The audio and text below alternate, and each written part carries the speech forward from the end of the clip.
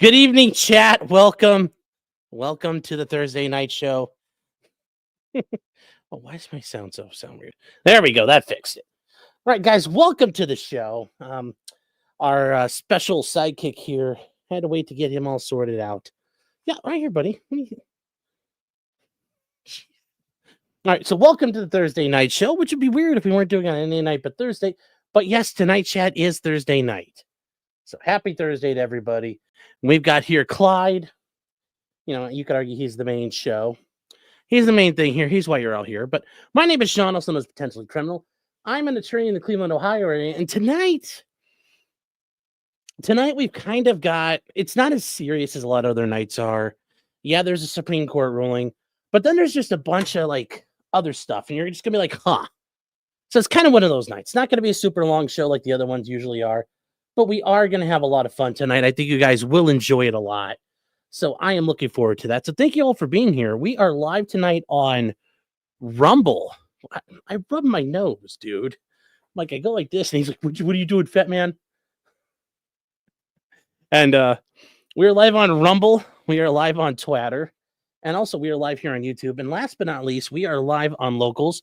If you guys don't know what Locals is, at potentiallycriminal.locals.com, you get to hang out in the community.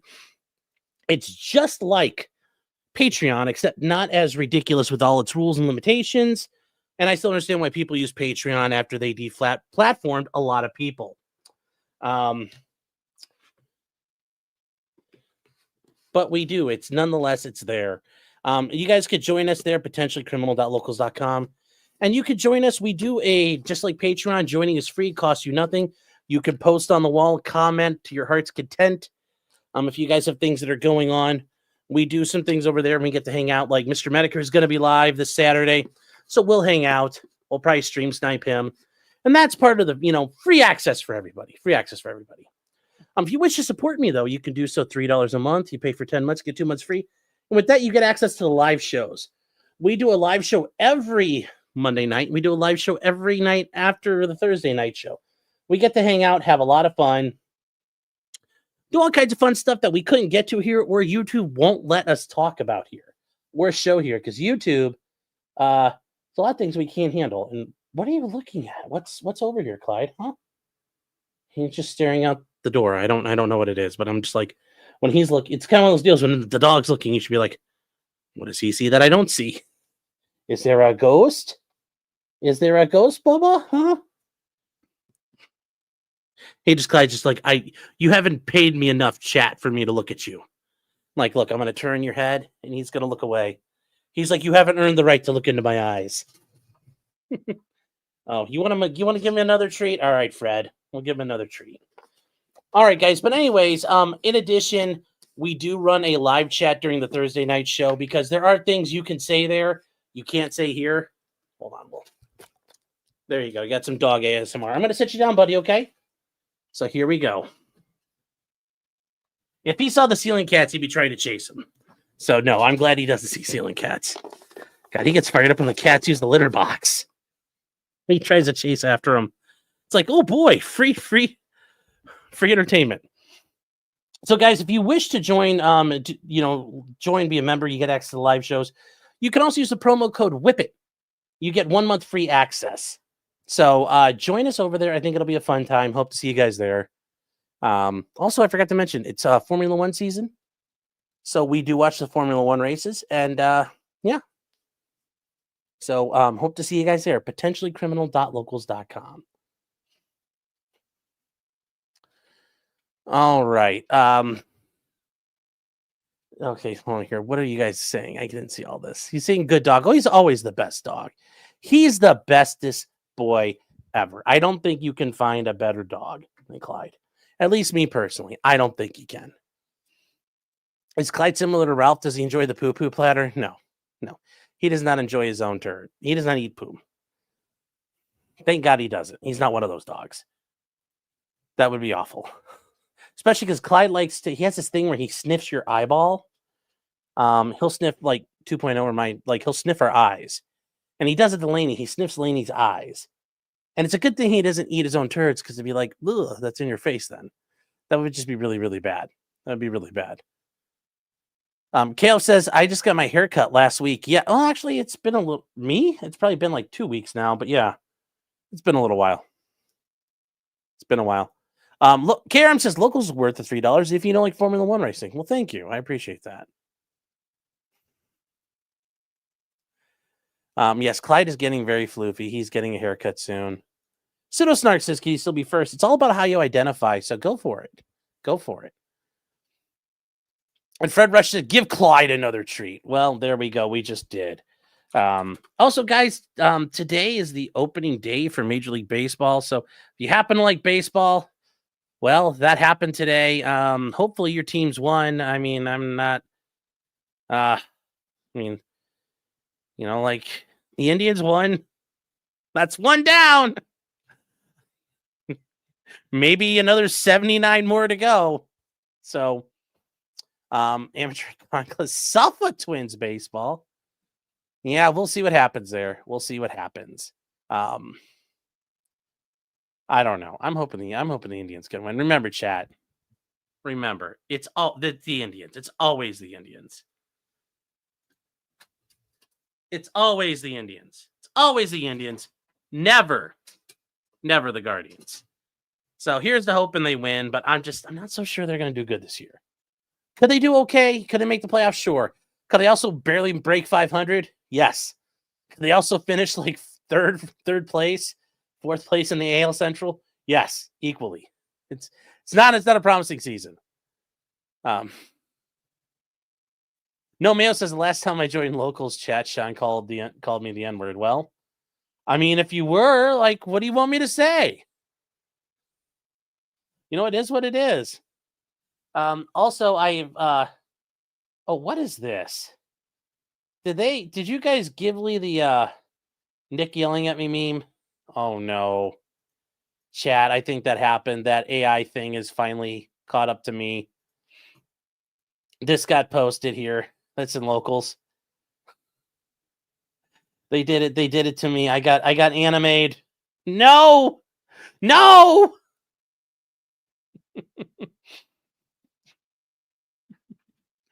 Oh no. Angela, hi, how are you doing? Hope you're doing well. Oh.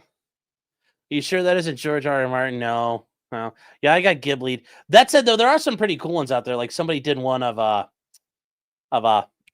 Robin Olds out in front of his F4 Phantom during Vietnam. Like, there's some pretty interesting ones. Someone did it to the guy in Sicario who hangs out in the car. He's the Michael Weston character. There's some funny ones out there. What happened to Nick's face there? I don't know. Yes, Weeb Sean. Yes, they say I neglect my children, Sean. Potentially criminal son. They say I bring great disrespect upon my house. Where's the sheetrock dust? Well, that's why the nose is red. It's all inflamed. It inflames your nose. There's an Oive animation. Yes, I saw that. And Ron Coleman's like, well, I'm just going to adopt that one. And I'm like, there you go. They did one with Boogie with his gun in the doorway. That's pretty funny. Oh, that's pretty funny. Although I did see this, and we might talk about it. The people who did it, they also made up a bullshit cease and desist letter today. And I guess we'll start off on this. I wasn't sure I was going to cover it, but these guys kind of made up. Uncle Ron, yes. Brian, the last time I joined locals, I was promised a present. Well, yeah, I don't promise anything like that. I'm always going out to get smokes. Sometimes I return. But this was an interesting thing that popped up on locals, or on Twitter. These guys, he's part of the AI Solana Labs. They came up with apparently doing this. And the and I know I'm butchering the name here, but it's the Ghibli or Ghibli. I don't know. I don't know. I don't know the anime life, chat. I'm not part of the anime life. I don't know it. So anyways, he says here He's like, we just got a cease and desist letter. And like, everybody's like, I saw this first. I was like, wow, they're dickheads. Oh,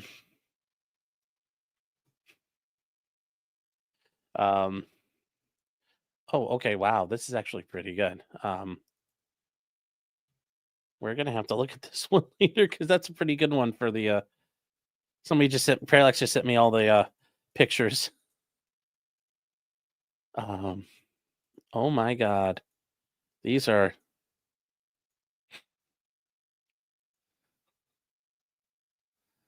Wow. Yeah, these are something else. These are something else, but I'm going to have to come back to them in a second.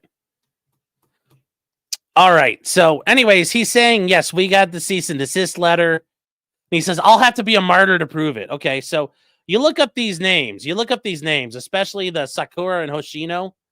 I was like, okay, let's see who that is. Because that sounds like, like, what is Sakura and Hoshino?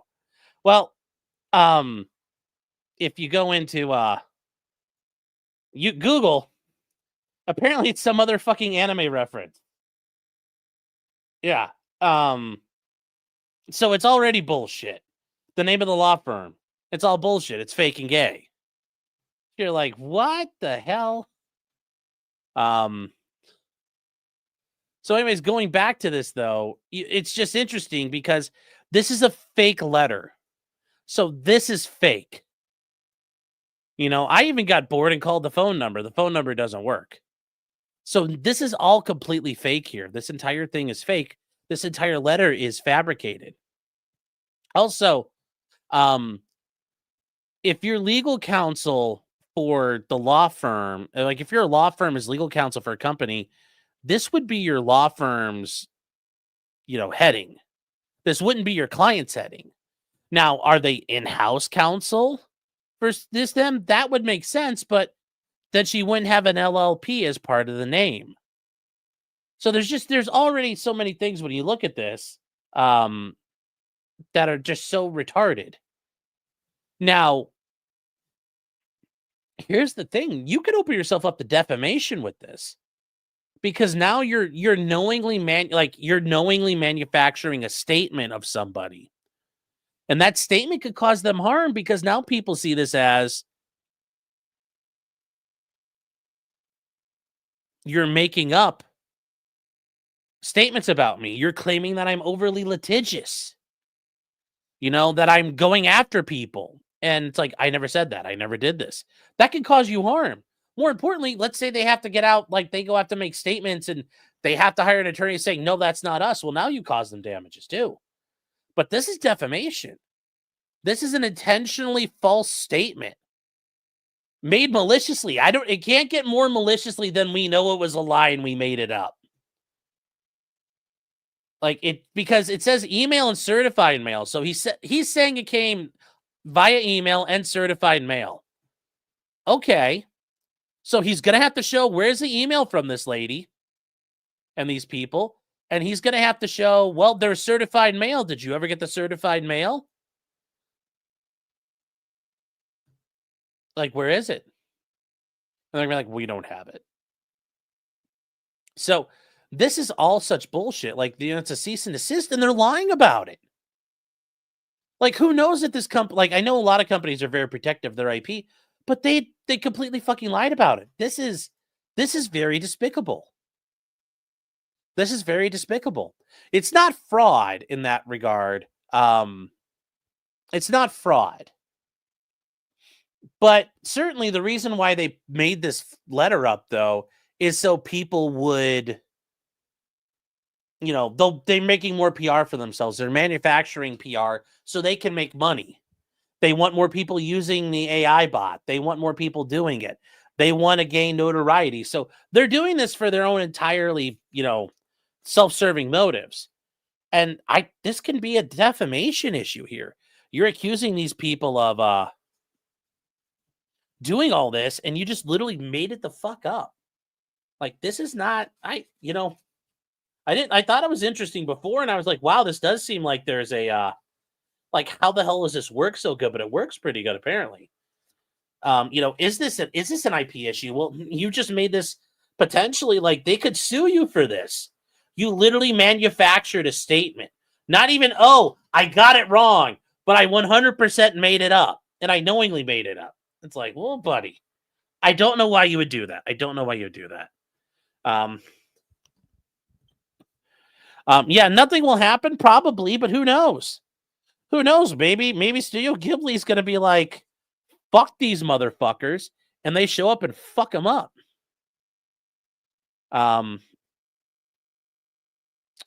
So, you know, that's this is unacceptable conduct. You can't do this shit. We shouldn't allow this kind of conduct. I did find the original posting. I told him this is absolutely fake and you guys should knock this shit off. But we'll see what happens. Captain Chromo says the concept of suing over this is akin to Picasso suing someone for making art in the same style. Yeah, and that might be the argument, but in the meantime, they've entirely manufactured it. Blaze is saying, why wouldn't this be fraud? Well, fraud is generally when you're deceiving somebody to get money out of them, or you're inducing them to do something. So, I mean, that's the textbook definition of fraud. If fraud is, the inducement of somebody to do something. And this is not, they're not inducing Studio Ghibli to do anything here. They're just masquerading as these guys. So it's not the same thing. You heard anime and tuned out. Well, there you go. Yeah, if you do this, don't get caught. Yes. And people are stupid. Well, here's the thing. People don't look at this hard and they just go, oh, it's a fucking lawsuit or it's a threat. People don't look long enough. That's how you go forward and attack people. I mean, so they're taking advantage of the 2-second time span of people. Are they saying it's parody? I mean, is it parody? Is it parody? I don't know. Doesn't seem like it came across as parody. So, you've been lying all day at the angry tweets about this. Yeah. Is Johnny Simone the dipshit who got his ass kicked in Korea? Yes, he did. Yes, he did. Oh, yes, everybody's getting mad about the cartoon trend. And somebody did send this one. This one's hilarious, though. This is Boogie2988 when he's got his gun shooting at Frank Castle. It's actually not bad. It's trying pretty good. It's not bad here, what it can do. It does a pretty good job. So, Nicholas Kreuzer's in the case of doubt, state parodic intent. Well, yeah.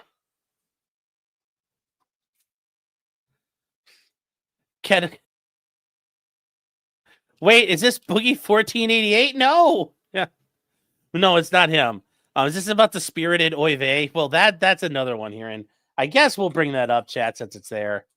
Yes, there's a spirited oy vey that's out here, and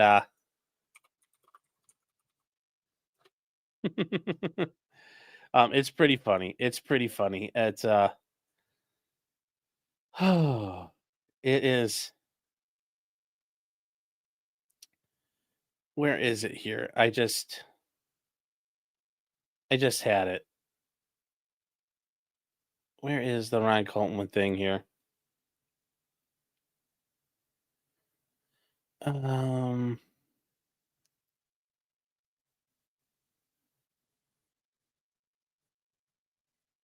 Yeah, here we go. This is the Ron Coleman one. And this is so fucking hilarious. It's a spirited oy vey. One neighborhood holds a mystery that defies perceive. For years, they walked above, unaware of the shadows below. In the heart of Brooklyn, beneath an ancient synagogue, a hidden passage was forged. By hands unknown, for reasons untold. They said it was faith.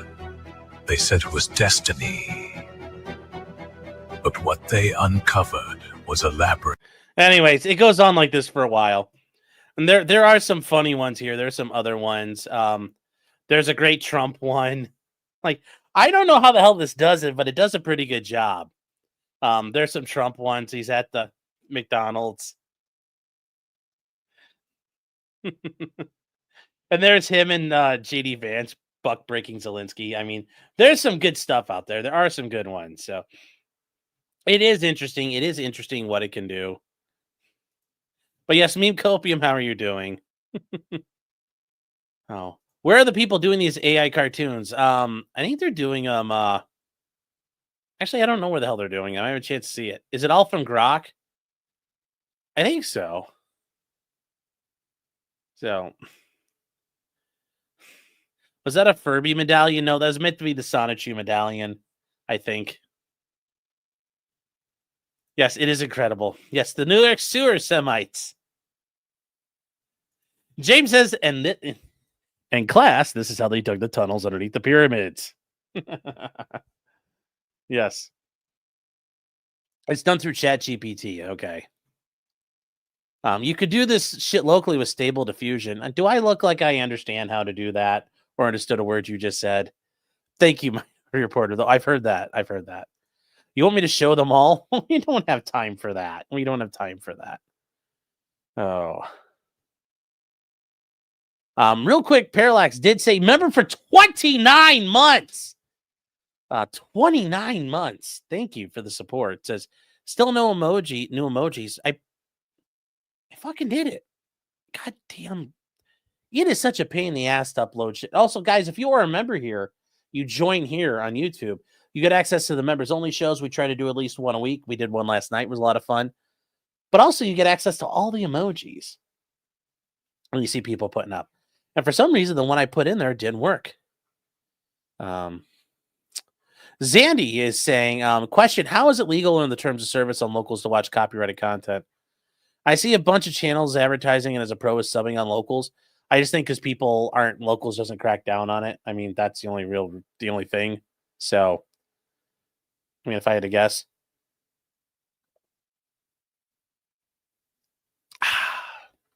I think. I'm not sure. Good question, though. And Jim tells you it's been a member for 19 months. Jim, how are you doing? Says, rumor is Pam Bondi, as Attorney General, is going to do a 12-month NFA amnesty. Now, if you guys weren't aware, when the Gun Control Act got passed in 1968, the law explicitly allowed for at the time, gave the Attorney General the right to do a 6-month amnesty. And the amnesty was a complete amnesty. Now, I don't know if she can do a 12-month under the interpretation of the law, but she can do whatever she wants, I guess. But back in 1968, there was a 90-day amnesty where any unregistered NFA items, especially machine guns, were allowed to be registered. And this led to actually a very interesting situation. Ian McCollum's covered this on Forgotten Weapons. There is a stolen Army M16 that is in the NFA registry as a transferable weapon. And not only that, its serial number has been ground off. And what happened is a guy stole it from an Army base, ground off the serial number. So he stole a machine gun. He ground off the serial number. And because the amnesty listed in the Gun Control Act is a complete amnesty, by registering the weapon, he was completely amnestied from the theft and from the grinding off and from the illegal possession. So he completely walked on it. And now there is an M16 in the NFA records that is a stolen Army gun with a ground off serial number. And you can actually buy it. And that's the thing. When we talk about provenance, like in art, that's pretty cool provenance, that it's a stolen military gun. But it does exist. And it actually goes, from what I understood, it's sold for a premium because it's a pretty cool story. It's a pretty cool story. The poor private got yelled at. Yeah. And yes, the machine gun collectors don't want the law changed. Yes, a lot of them don't. I take it good says it looks like it's time to join the National Guard. Why do that? Just break into the armory. I'm not saying that. Don't do that, chat. Don't do that. Although I will say, if that ever happens, man, I'm looking at a shitload of lower receivers that I am going to take outside and drill press the fuck out of. And then I'm going to Home Depot and taking a length of pipe and cutting out stem tubes for it. So, I mean, there's things you can do. There's things you can do.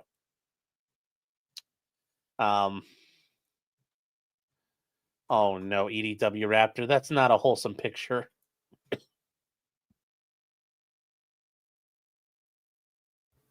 That's funny. We're going to I guess I'll show it. I think I could show it. I think I could show it here. Oh my God, there are so many of these. Oh my God, Parallax, you are like the man. Here, I'll show a couple of them. Let's see.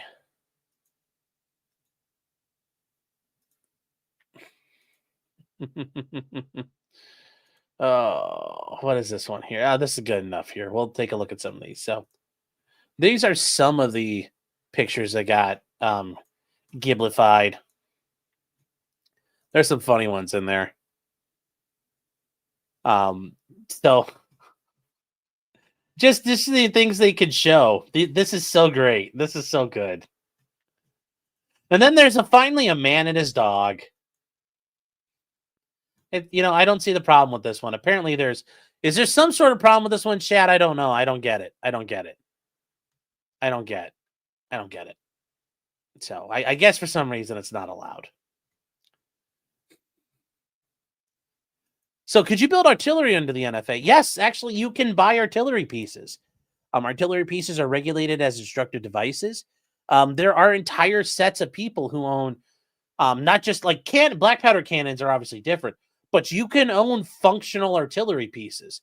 That's why if you guys ever watch like Demolition Ranch, when they go to that one place out in Texas, they have fully operational tanks, and the tank cannons actually fire.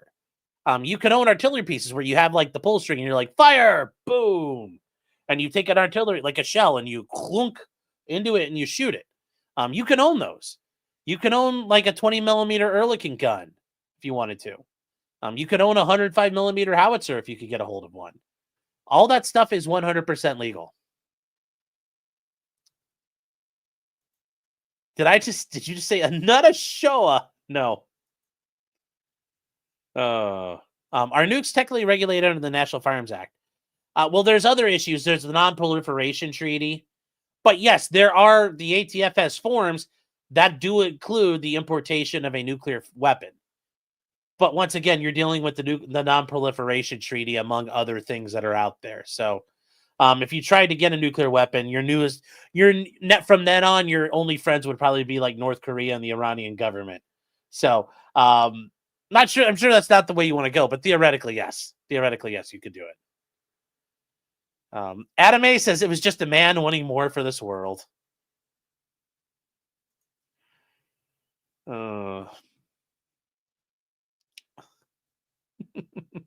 Is that a famous Austrian artist? Well, yes. Captain Chromo says, yes, you can own a piece, but the ammo is regulated as fuck. Well, that's why people have gotten to the point of being able to make their own and machining out projectiles, learning how to load. But yes, if you could get, General Dynamics to sell you 155 ammo, you could do it.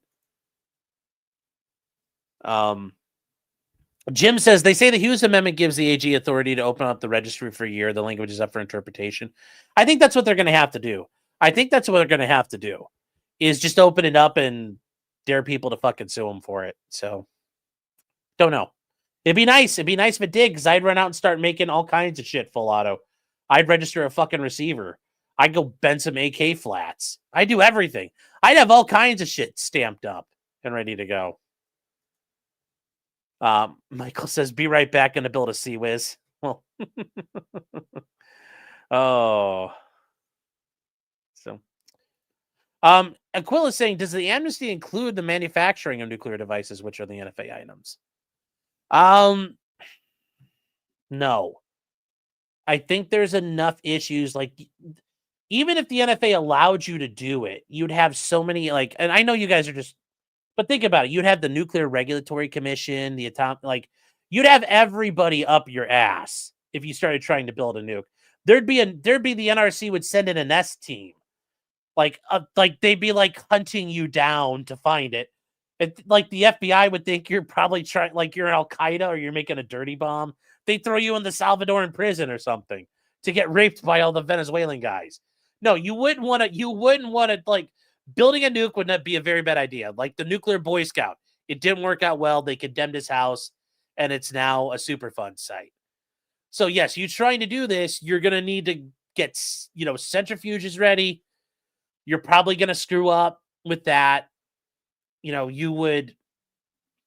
probably going to use Siemens switchgear, and then you're going to catch Stuxnet, and it's going to destroy all your stuff. So building the nuclear bomb sounds a lot more simple than it is. There's going to be a lot of hurdles in the way. So, yes, you would have to get a stamp for every explosive. What's the law on black powder cannons? Well, when it comes to that, I mean, if you have just a regular cannon, like Civil War style cannon, you can own those. They're black powder. They're not regulated that way. So you can own them. You need to be very careful about it because a cannon is basically a bomb with one end open on it. And, that was a thing back in the day. Cannons would explode sometimes. More frequent than you'd like to. So, but yes, you can use black powder cannons. That you can buy them and shoot them all day long.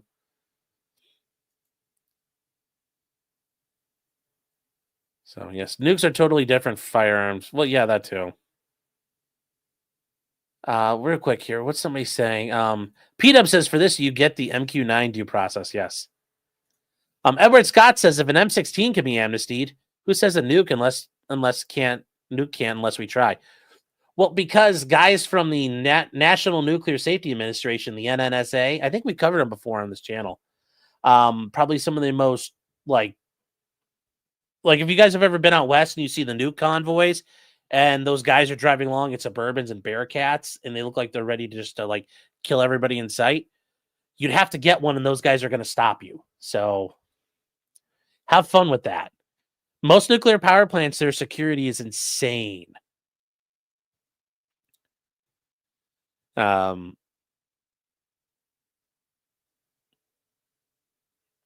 Yes, Maddie, you're correct. That's the same reason why, even if I were to get the RPG here fired up and running, I would have a massive problem because I would need an explosives locker, and you can't have one attached to a occupied structure per ATF rules. So I'm not sure where I'd be able to do it. Gandalf says Kentucky Ballistics bought a Lottie 20mm rifle. Those are pretty cool. Evil Gandhi says the IAEA would get involved. Well, all that would happen is Hans Bricks would send you a letter and say they're very upset with you. That wouldn't matter. All right, guys. So we talked about all that stuff here. Project Calm means Siemens controls. Okay, well, whatever. You guys knew what I meant. No, they had centrifuges too, but it attacked anything Siemens gear developed. So anything Siemens had made, Stuxnet went in and attacked everything. It destroyed everything. Let's see here.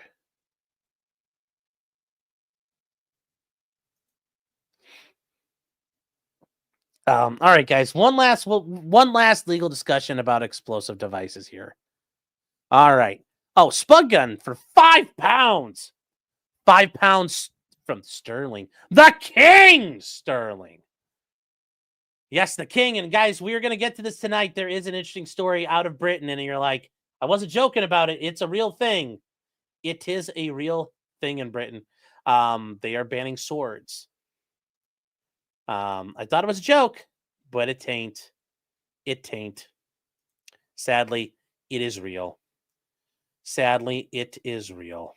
So we're going to get to that here in a second. But he says, hi, Sean. Wave back.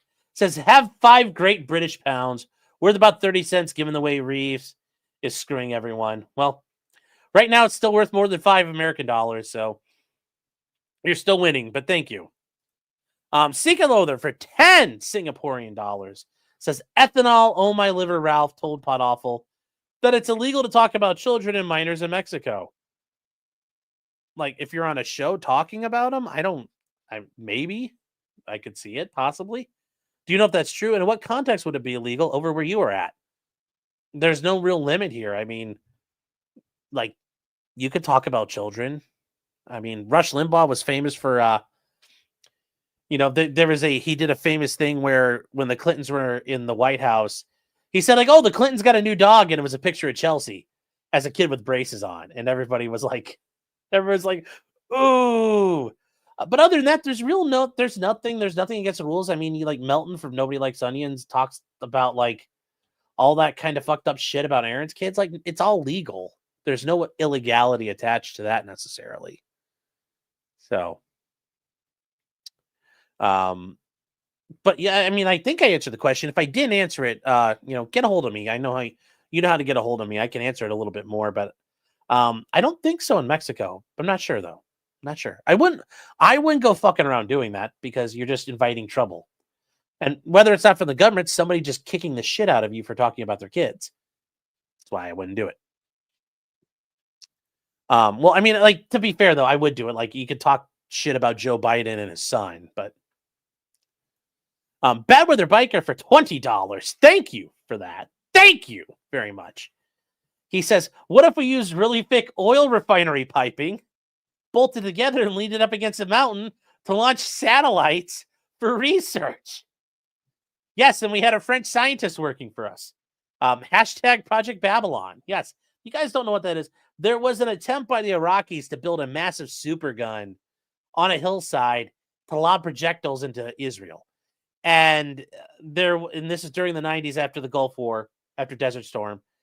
And there was like a French scientist working on, or a Canadian scientist, and he got Mossaded. Like, they apparently found him and got rid of him. So yeah, it was a thing. It was a thing. They really did try to do it. Pretty cool stuff, actually. It's a very interesting story. You guys just a based idea. Mapka's like, based. And Shelby's like, I never heard of this. This is a great idea. All right, guys. So moving on from there, yes, to Britain. I think, we're going to start off here because this is a real thing. This is a real thing in Britain. This is knife control. Like, this is 100% a real thing. This is Keir Starmer. If you guys don't know who Keir Starmer is, he is the Prime Minister of the United Kingdom. So yes, he is the head of the British government. Like 100%. And they're saying confirmed ninja swords will be banned by this summer. And he's saying, when we promise action, we will take it. Yes, they are banning ninja swords. So, it's sad because, like, you can't, like, if you want to be a ninja in Britain, you're kind of screwed. And let's say you want to join the Foot Clan, so you're working on your like ninja vanish. Can you own that stuff, or you can go and disappear? I don't know. You already can't own ninja stars. But yes, it is interesting how this works. So anybody caught with a ninja sword onwards from August, you could face up to 6 months in jail. Like, it's a real thing. It's a real thing. And it just won't stop. I mean, these guys, this is a great example of why knife control and gun control is bad, because as soon as you got rid of guns, they move right onto the knives. And yes, you can't own throwing stars or shuriken in Britain. You also can't own, if you guys ever watched Alex Steele, the British guy, he's a kid still. He's a blacksmith. He's made certain kind of edged weapons. There's only certain ones he's been allowed to make. Because, like, in Britain, for example, you can't do, like, zombie-themed stuff. So, like, blades with serrated edges or any of that crazy stuff you'd see out there, that's actually illegal. He couldn't make them. There's a reason why he could only make certain types of weapons. And from what I understood, he made sure he got, legal clearance to make these things, because he could go to jail for making it. Even if you sit in your house and you sat there with a grinder and you took a leaf spring and you cut out a sword, a katana type style sword, it looks like you're in trouble. What about size? I think, all the Ninja Turtles are going to be illegal. all the Ninja Turtles except for Donatello. I think you can. Well, you can own a quarterstaff, but that's because it's a stick. But I don't know for how much longer. But yes, nunchucks are illegal. Like it's sad over there. It's sad over there. It's just a real problem. It's really it's really a problem. Yes, they mean actual swords, not enjoying the company of Asian men, thank goodness. Yes. Yes, the Zweihander is greater than the katana. Well, even a long sword is better than a katana. There's a length difference already. I mentioned this before. I think I was on another stream. Just how you handle. Oh God, okay, we're gonna do a little bit of sword breaking for a second. Even when it comes to how you use a sword with a katana, you can't use your edge because your edge is too delicate. So with katanas and Japanese swords, you traditionally would parry with the flat of your blades. You'd parry with the flats, not with the edges. That's why, because otherwise you risk shattering your sword. With European swords, because we had better quality iron and better quality steel deposits. Better quality iron deposits leading to better quality steel. You could lead with your edges, and the edges could take damage, and you could, your sword would be fine. So there is a difference there. But yes, I'd rather have a Zweihander than a katana. Although it depends. With the katana, if you got in close, game over. But a more apropos fight would be katana versus a long sword. That's more of the way there. And I only say that because a Zweihander, or known as a Montante in Spain, or a Spadone in Italy, is going to be like the big son of a bitch. And that's more like an Odachi in Japanese terms. C says, does that mean Renaissance swords are fine? Even those are heavily regulated. So it's not good regardless. I thought it was a joke at first when I saw that, but I was like, well, no, wait, that really is Keir Starmer. It really is Keir Starmer. I didn't think so, but it is. You wouldn't think so, but yeah. And there is a whole thing about it here, chat. We're going to talk about in a second, but as you can see, earlier in the month, they said knife crime is at an epidemic level. Well, it's a good, I guess people aren't getting killed with guns. And he says, I'll crack down on the sale of lethal weapons. And yes, if you buy knives in bulk, which I don't know who does, but apparently that's going to get you noticed. Like if you go to IKEA, I guess that's a problem. He says, when I announce a ban, you'll get a ban. Well, all right. Now this is from Sky News, and they're talking about why they're doing this here. This is very interesting, and they talk about why they did all this stuff here, and it's sad. It's sad. It's sad and pathetic. It's sad and pathetic and pathetic and sad. So. It was a horrific case of mistaken identity. 16-year-old Ronan Kanda was stabbed to death with a ninja sword and a machete, which had been bought online by his attackers.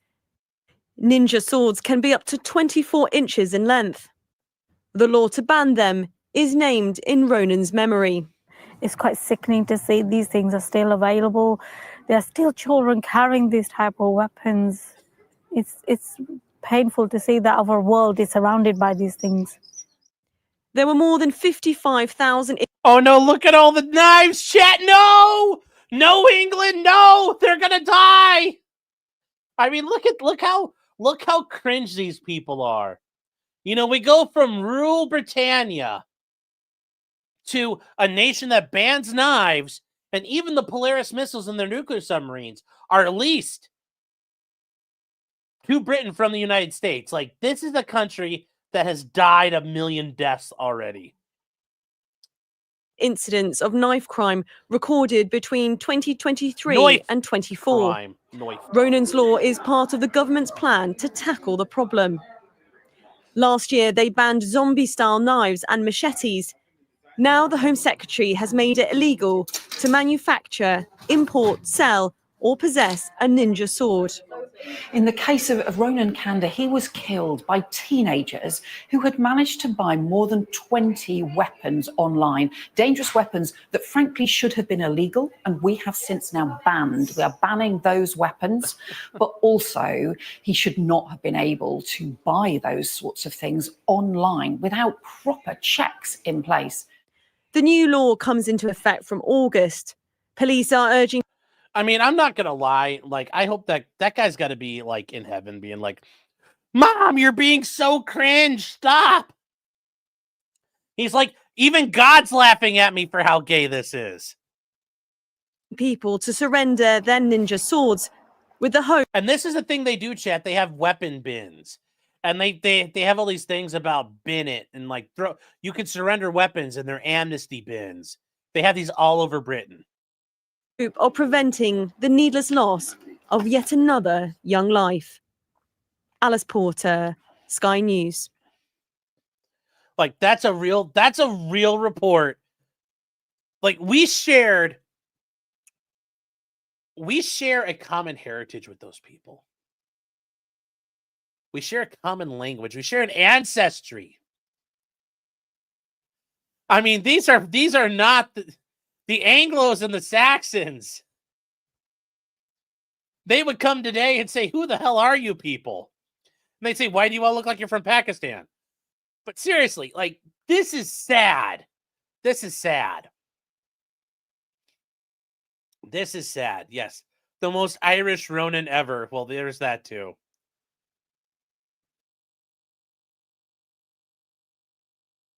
Now, when you guys saw those pictures of the knives being pulled out of the bins, there have been allegations, I think sometimes it's been confirmed, the police just kind of recycle the same knives at times, or they have ones they dump in there to be like, "Look, we got a bunch." And it's like, they all look brand new.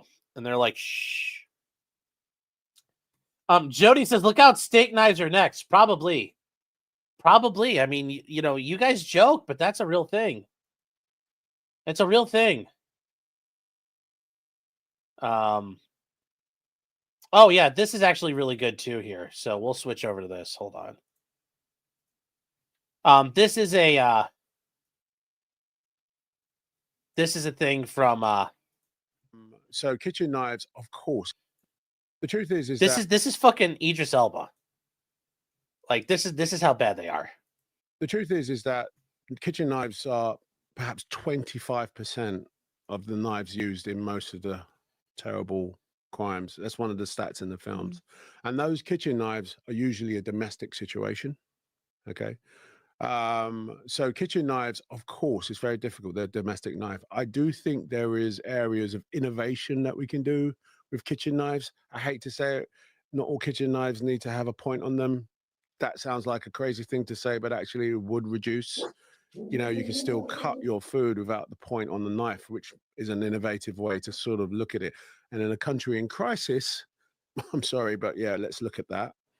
But the truth is, all knives, you know, the loophole on the heritage knives allows the sale of ninja swords to be sold. So while, you know, you've got your granddad's sword on there and you want that, that's fine, of course, but it is leaving a loophole for someone to carry a ninja sword. So let's ban them all. And if you have one of those knives, get a license for it. Simple as that. And I think it's a small contribution to society if you say, right, I'm going to back that. I'll get a license for my granddad's sword, because it is leaving, you know, these kids vulnerable. Absolutely pathetic. Absolutely pathetic. Yeah. Yeah. So, what is a license going to do? I don't know what a license is going to do for your knife. Sweet Tooth Fairy said, "Get the fuck out of here." Yeah. Mm-hmm.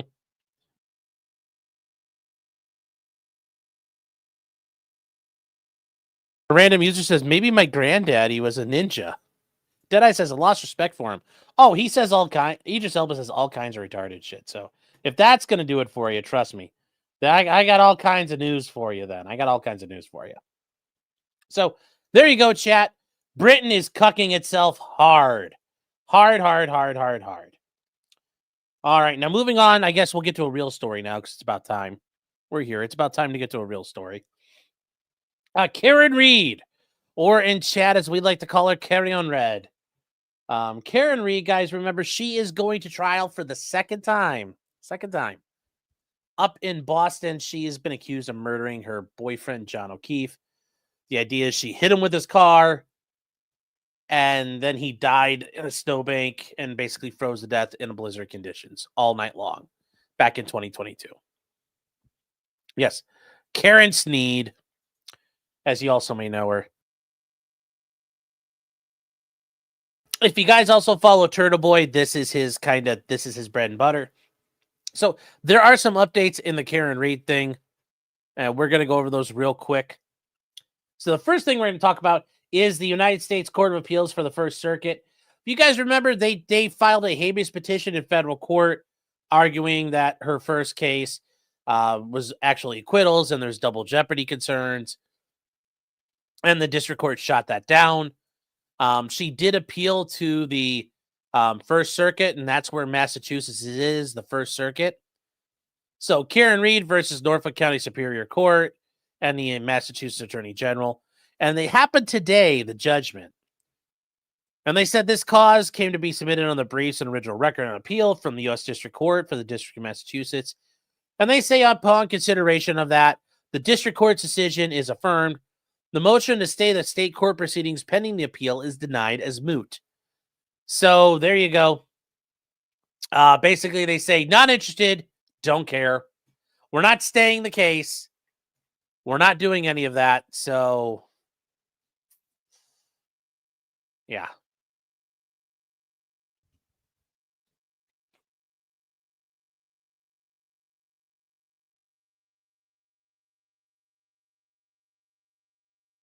So, I mean, I don't know, guys. Here's the thing. I've said this before.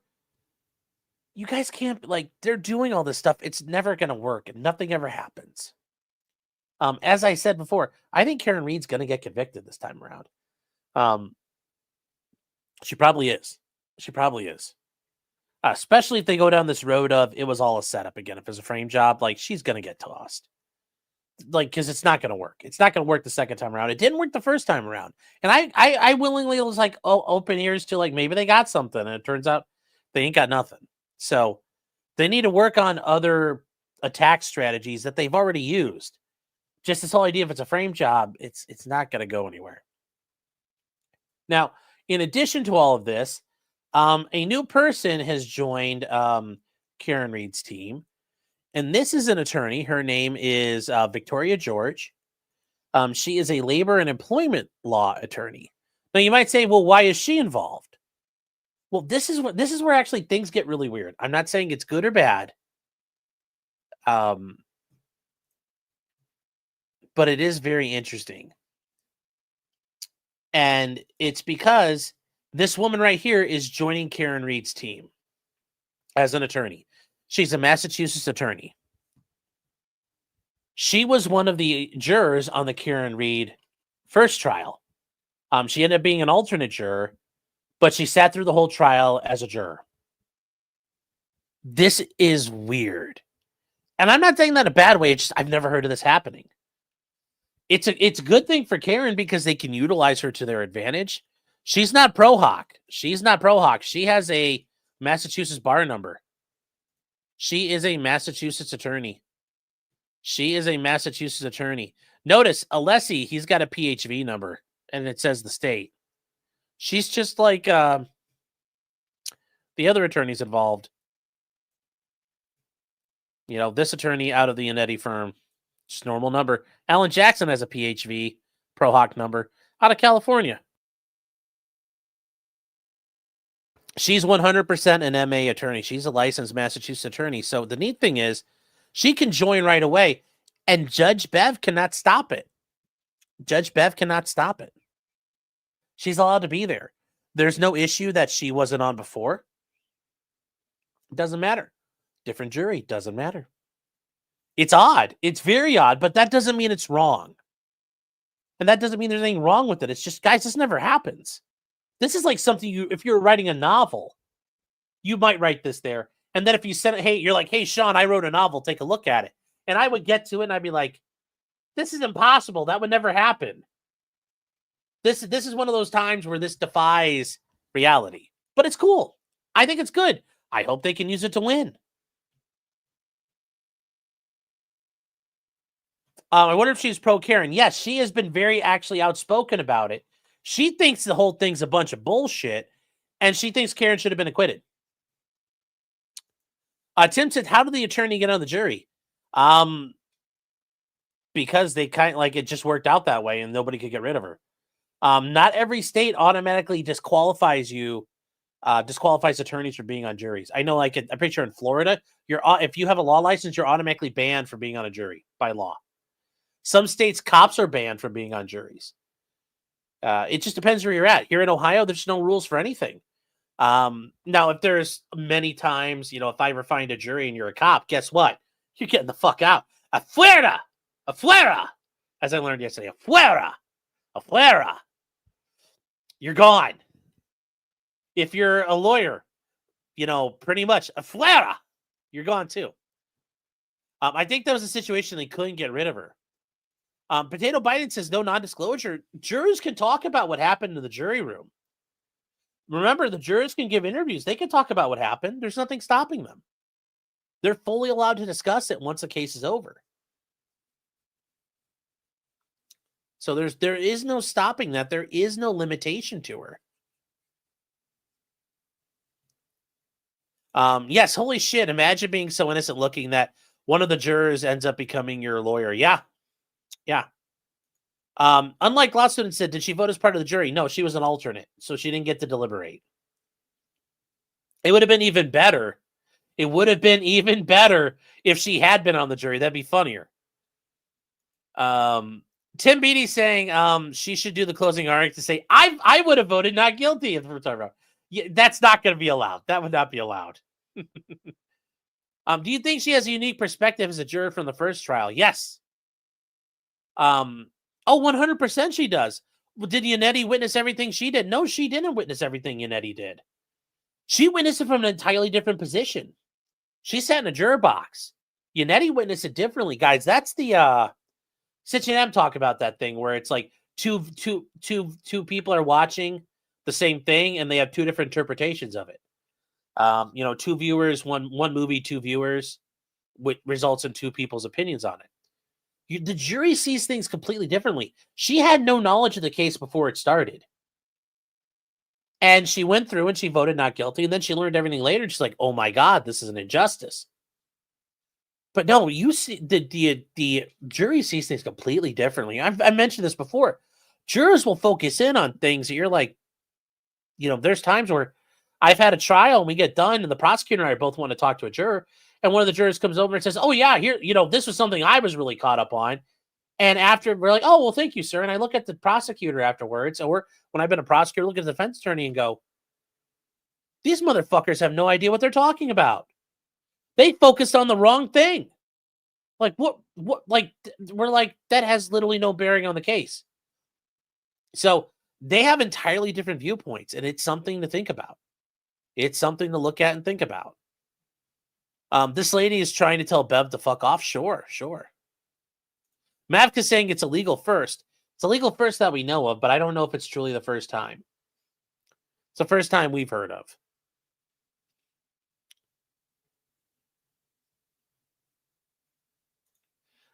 Jeffrey says Massachusetts doesn't disqualify anybody. Yeah.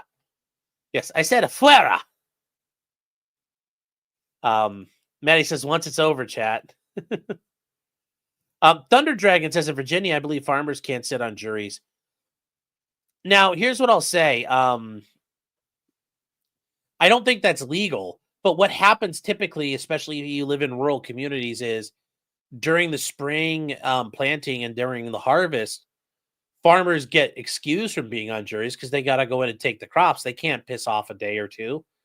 So that typically happens. Like I've been in communities where, a farmer shows up and you're reading the things and the guy's like, I'm a farmer. I got to get out there and, get the fucking corn in, or I got hay to cut. And normally the judge is like, okay, yeah, cool. Hit the road. Because like those guys, especially, like you can't afford to fuck around if you're a farmer. So you might not be banned, but typically you're generally excused from duty unless it's in the downtimes. And even then farmers really don't have downtime, but it's a little easier. Would she have been in the jury room as part of the as an alternate? No. Is she pro bono? I don't know. Maybe, maybe not. BLT says, how can a cop be impartial? Oh, I agree. I agree. That creates problems because you tend to believe, like, when you're on the job and your buddies tell you something and you're investigating, you believe them, don't you? You believe them more than a regular person's comments. You tend to work with a prosecutor, so you already believe what they have to say. Yeah, there's an entire situation, like, that's an entire issue that gets brought up. Like, you already work with people, and that's how you demonstrate they don't for cause.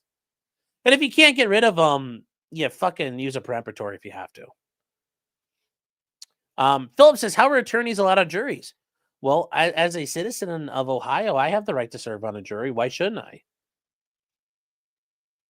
We don't have, in Ohio, there's no restriction. You are a lawful resident of the state of Ohio. You have the opportunity to participate in a jury and do your civic duty. It's up to the attorneys to decide they don't want me there.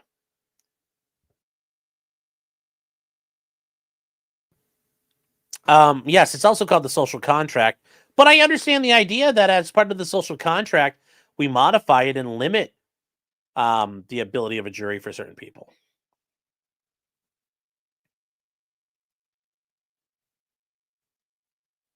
So, can the defense attorneys argue how compelled she was to the new jury? I don't think that really will get you very far. That won't really get you very far. Coke Fairy says, you're saying we're all stupid? No, but jurors can be really fucking dumb at times. Sitting on jurors is bad. Okay. Well, yes, don't physically sit on them. Jefferson says, the old one in Massachusetts, I recall, a person would be a juror for a month or so and serve for several cases. Oh, that would suck. That would suck. Eric Fulham says, I got to tend to my hot dog farm. Oh. If you're self-employed, you're damn near guaranteed excused. Yeah, for the most part. That's very true. Jail says, if there's another hung jury, can they keep having retrials? Yes. There is technically no limit. Now, at some point, the court probably would, but I mean, every once in a while, you'll hear about a case. A guy got retried 6-7 times. It'll happen. It'll happen sometimes. I think it should count as a verdict, though. A hung jury is really an inconclusive verdict.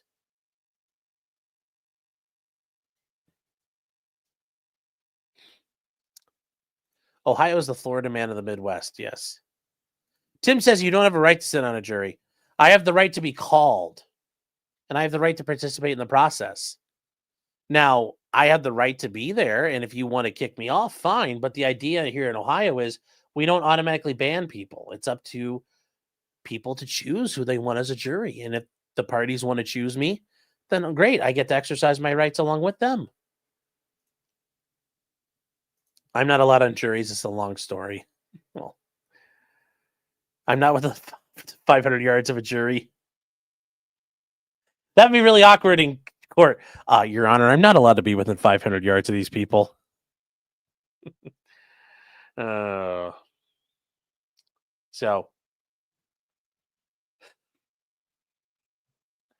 as a lawyer, what if a juror was once a lawyer, but let's left of a coke scandal? Well, yeah, well, he'd have a felony in the meantime if he was on, like, he had just been charged and was like his case hadn't been disposed of. I would not want him on the jury. So, oh, all right. So that's the Karen Reed update, guys. It's actually a pretty good update. Karen Reed's trial starts April 1st. I still think that's it's a bad omen. You never want to start a trial April 1st. That just, you're tempting fate when you do that shit. So, but no, it is a very interesting situation, and I don't think there's anything wrong with it. Okay. Now, moving on from there.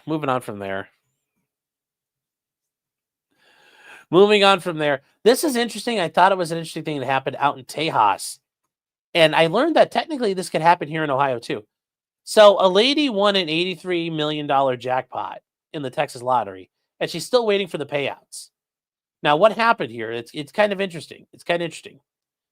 So she won an $83 million lottery ticket in Texas, but they're trying to figure out if how she bought the ticket is going to change things for her.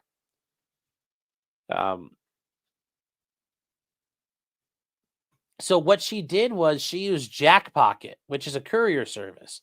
And I've never heard of them before, but this is an actual thing here. So Jackpocket is where you can buy your lottery tickets online.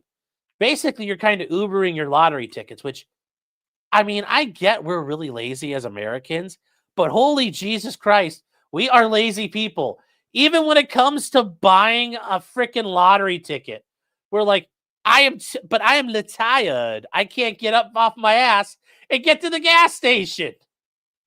This is actually very embarrassing. This is actually very, very embarrassing for us as a country. It becomes an issue, and I don't know what their terms of service are ultimately. But you can buy. Here's all the states you can do it in. Even Ohio, I could do this. And I'm just surprised how this doesn't this become an issue for them, because if you use them, what happens if you win and how to withdraw your winnings? So how do you collect your winnings? He says, like, do I win? Did they take a percentage if you win? And they say, no, we'll never take a percentage. All you win is yours. I mean, are you really sure about that? Are you telling me the truth? Yeah, I don't know.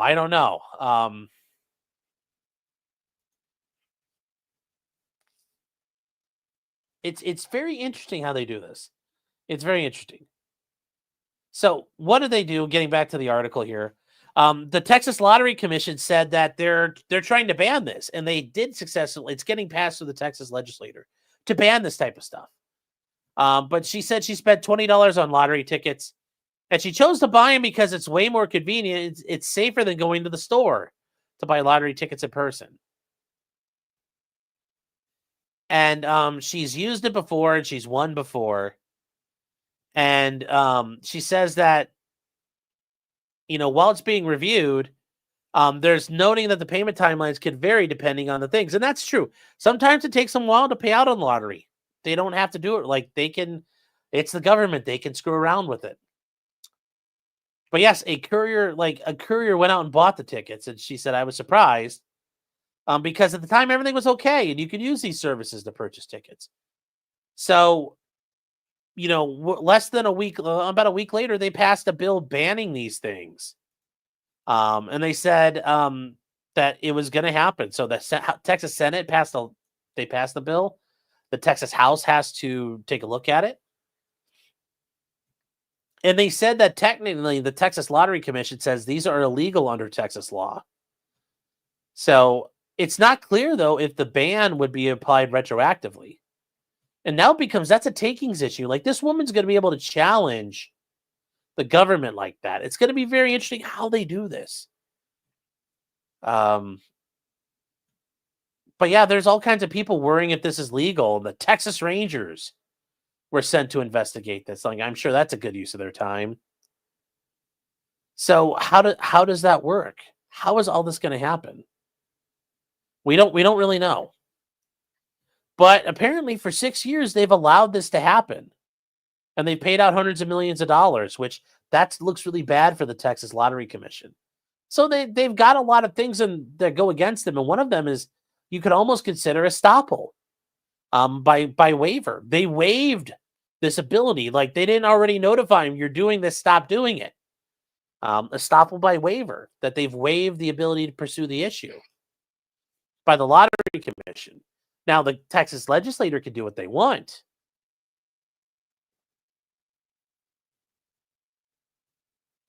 So they are waiting, though. Apparently, they're waiting until the investigation's complete. And her attorney's right. She played by the rules. Pay up, sucker.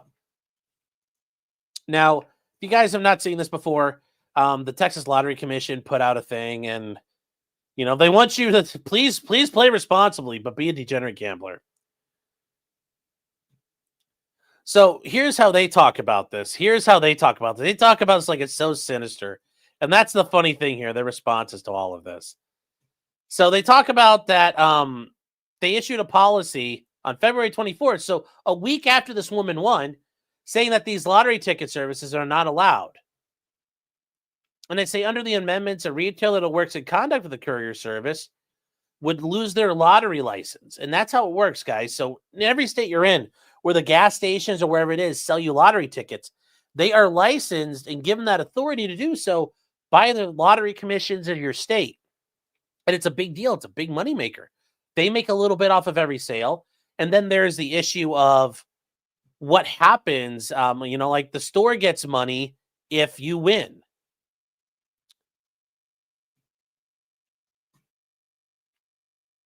Tim Beattie says lottery payday loans need to be a thing now. Well, I mean, J.G. Wentworth is basically one of those. I mean, although it pays as a they pay out your annuities. So yeah, they are kind of like the payday loans of the lottery world and the annuity world. So they talk about this and they want it to be done, but notice that they're going to adopt these amendments in April. Well, that's not right now. And I love this. They are unregulated companies that take lottery ticket orders from customers online. Upon receipt of the funds, the courier purchases the tickets from a licensed retailer with whom the courier has a private business arrangement. They say in practice, the courier and the retailer are often located in the same building or office, which that makes sense because it's not like, Jack Pocket sends a guy down to the gas station to go get it.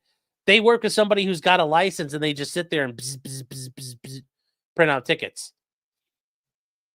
And anyways, you get a scanned image of the ticket to the customer and they hold on to the ticket until it's determined to be winning or non-winning. Jack Pocket charges a fee for their service and they manage the tickets. And this all occurs without oversight of a regulating authority. The horror chat. There's no regulating authorities. No. There's no regulating authority. We can't tax this. No. That's what's happening here. So they talk about the Texas Lottery was established to provide a secure and transparent system for players to purchase tickets for the purpose of generating revenue for public education and veteran services in a responsible manner. Translation, I'll tell you what this actually means, chat. The Texas Lottery was created because the government saw, wow, organized crime is running numbers. And that's what the numbers are, chat. It's a street lottery. And the government's like, we can get in on this action. We need to get in on this action. So they come in and say, we're the only game in town. Yes. Regulators, mount up. Yes.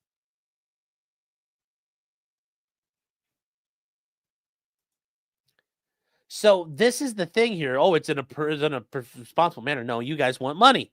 The government hates it when they're not getting their cut. They're like, wait, we can wet our beak on this? Great. Or instead, they're like, oh my God, we can just take it over. Why not? We have a bunch of guys with guns and they'll kill people if we tell them to. And they'll arrest that person. And then when you resist arrest, you get shot. So that is what's happening here. That's what's happening. That's what's happening, chat. They say previously the agency interpreted its authority as not extending to the regulation of these services. And since I became director, I have been keenly focused on making changes to improve the public's perception of the lottery games and how they are played and operated. Oh, yes, because that's really what matters here. Yes. They say as a result of reviewing things, the commission will revoke the license of a retailer that works for the courier service. And we are moving to prohibit them to ensure all sales comply with state law and agency rules. And they say the impact has raised concerns regarding consumer protection. Really? Where did it happen? What's been the problem? If they acknowledge they bought the ticket for you, what's the problem here? Compliance with state law, the proliferation of crime, and the unauthorized expansion of lottery sales. Notice, untaxed. We don't get the license and regulated. That's what they're trying to say. We can't make money. No. That's what's happening. They say in recent years, the role of these services increased. What calls for regulatory action to ensure all purchases remain within a defined, secure, and enforceable framework. Aw, they're looking out for you, chat. Our priority is to protect the security and integrity of the public's confidences. Okay, blah, blah, blah, blah, blah, blah, blah, blah, blah. Bullshit. So beginning with the first ticket sold in 1992, and that's the thing I thought was weird. Texas hasn't had a lottery for that long? God, they missed out on so much money. They've made $40 billion in revenue for the state and distributed more than $90 billion in prizes to players. And since 1997, the lottery has contributed $334 billion to the Foundation School Fund, which supports public education in Texas. And just like every state, your education fucking sucks, so the money's not working. They say, as authorized, the first veterans-themed scratch tickets were launched in 2009. I mean, if it's a veteran-themed lottery game, it should have like 25% interest on it. Like buying a Camaro. But anyways, the lottery's contributed more than $262 million for programs supporting veterans. You must be 18 or older to purchase a ticket or enter a promotional second chance drawing. Play responsibly. Bullshit. Oh, wow. That's such garbage. That's such a garbage. Brooke says, what's the problem, Texas? Is that I'm tax-free, bitch? Yes. Yes.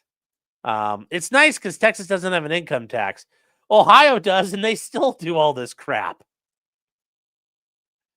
Texas education is non-existent. Yeah. Yeah. The veteran lottery should only be sold at strip joints by hookers. Yes. Yes. Military veterans will get that joke. Oh. So that's it's going to be interesting. I wonder if there'll be a lawsuit out of this. I think it'll be really interesting how that gets sorted out. How that will get handled. It sounds pretty great to me. Of course it is. It sounds pretty good there. So, moving on, guys. We are going to move on to Erik Conover. He is a YouTuber who is going to be facing some actual problems here in court. Also, wait, why is Elon? Did I make you? Elon must be mad at me because there's only 23 Twitter bots watching. Normally there's like a couple hundred, but PETA was saying there's Texas case law against her. I could see that, but I think it's the idea that if this wasn't illegal, they didn't stop it. But yes, if the courts want to make it so, they will make it so. Oh. It was refreshing. So moving on, guys, we have Erik Conover. Erik Conover is a YouTuber, and it's a little weird what his channel is. So before we get too far, this is Erik Conover. Erik Van Conover. He is a YouTube guy. He's got a banging YouTube channel. 2.76 million subs. I mean, like, I'm not making fun of him for that. He's killing it. He's killing it, doing a lot better than me. 300 videos and more. And this is the interesting parts about it. So he's been doing the channel for a long time. 547 million views. He's just crushing it. He's merging architecture, sacred geometry. When I saw this before, chat, I'm like, uh-oh. And AI consciousness evolution. This channel explores homes built for energetic resonance and human expansion. He says, watch as we bridge divine architecture with AI intelligence. Uh-oh. Oh, no. This already sounds like we're going bad, chat. There's red flags, chat. Oh, no. More red flags than a minefield. Explore homes built on ley lines, harmonic structures, and energetic flow. See how sacred proportions impact human well-being and high-performance living. Witness the future of architecture, where homes just don't house you. They elevate you. Some pretty serious, that's some serious shit right there. That's some serious stuff. Never heard of him. And that's the thing, guys. He's got 2.75 million subs. And you haven't heard of him. That just shows you how big YouTube is. So, the idea that I'm as big as I am at 25,000 subs, I don't think you guys understand. I'm in rarefied air already. I want to be bigger. But even having 25,000 subs is massive. You know how many channels never get that big? Most people don't. So the idea that if you make it to 1,000, getting monetized is a big deal. Getting 500 subs is a huge deal. But this guy talks about like he does all these different living in an abandoned and here we'll just look at it. We'll watch a video. Everything's been kept original here. And with that, it is a fixer-upper. It's an interesting Now I saw his stuff on TikTok before, and I didn't realize this was him. story. So I first got the idea for this brand new series, Landmarked, last October. I was in Normandy, France, and I was filming a chateau that was built in 1651. And upon arriving to the chateau, it was a feeling deep down in my soul where I looked at this chateau. I mean, I'm not gonna lie, this is fucking epic. This is beautiful. This is some beautiful, beautiful stuff. And I looked at the craftsmanship and the detail and the pure planning that went into building this place. Look at Mind that. you, back in 1651, and I thought to myself, I don't think people could build like this anymore. So anyway, this is Erik Conover. This is Erik Conover. And like I said, guys, this is like pretty cool. This is pretty cool stuff. But he's got all kinds of things you're looking at.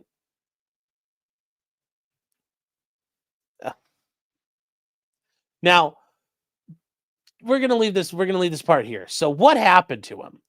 Well, some things happened to this guy.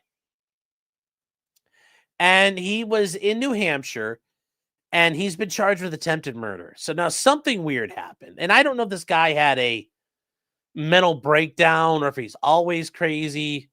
I mean, given all the reading of the words, you get red flags out of this. But something happened to him. Something happened to him.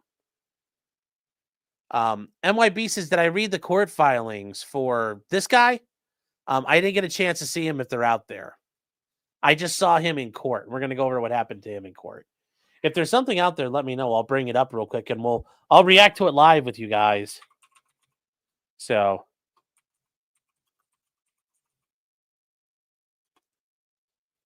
let me see if there's something new out there, let me know. Yes, the sacred geometries let him down. Well, did somebody, if you message me somewhere? Let me see. What do you guys, hold on here. All right. I'll worry about that later. But if you said there's something out there, there's something on X for this guy. Really? Hold on. Somebody tagged me. Let me bring this up here. I'll see if I can see it.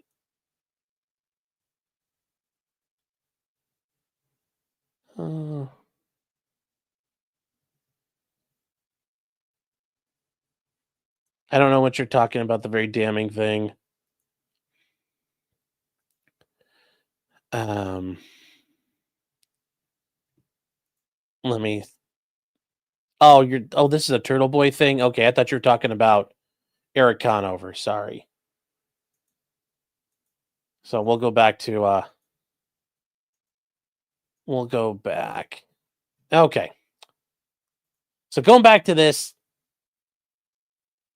Yeah, no, MYB, I see that. We'll get to that in a minute. So anyways, he's a famous YouTuber. He's charged with the attempted murder of a police officer. So what happened? Well, he allegedly mowed down a police officer. Now, when you guys listen to these like facts about what happened, 'cause you're like, this sounds like bullshit. Now, it sounds like certainly he bumped into the cop with his car, but the way they're reporting it. So they say after allegedly running him over and throwing him 20 to 40 feet. Press X to doubt, chat. X to doubt. 20 to 40 feet. Yeah, that didn't happen. Of all the things that happened, you were not thrown 20 to 40 feet. That didn't happen. But yes, I do believe there was a 28-mile drive. I 100% believe that actually happened. Now, Erik showed up in his court hearings. He got arrested at his bond hearings. He's there, and we're going to watch him. But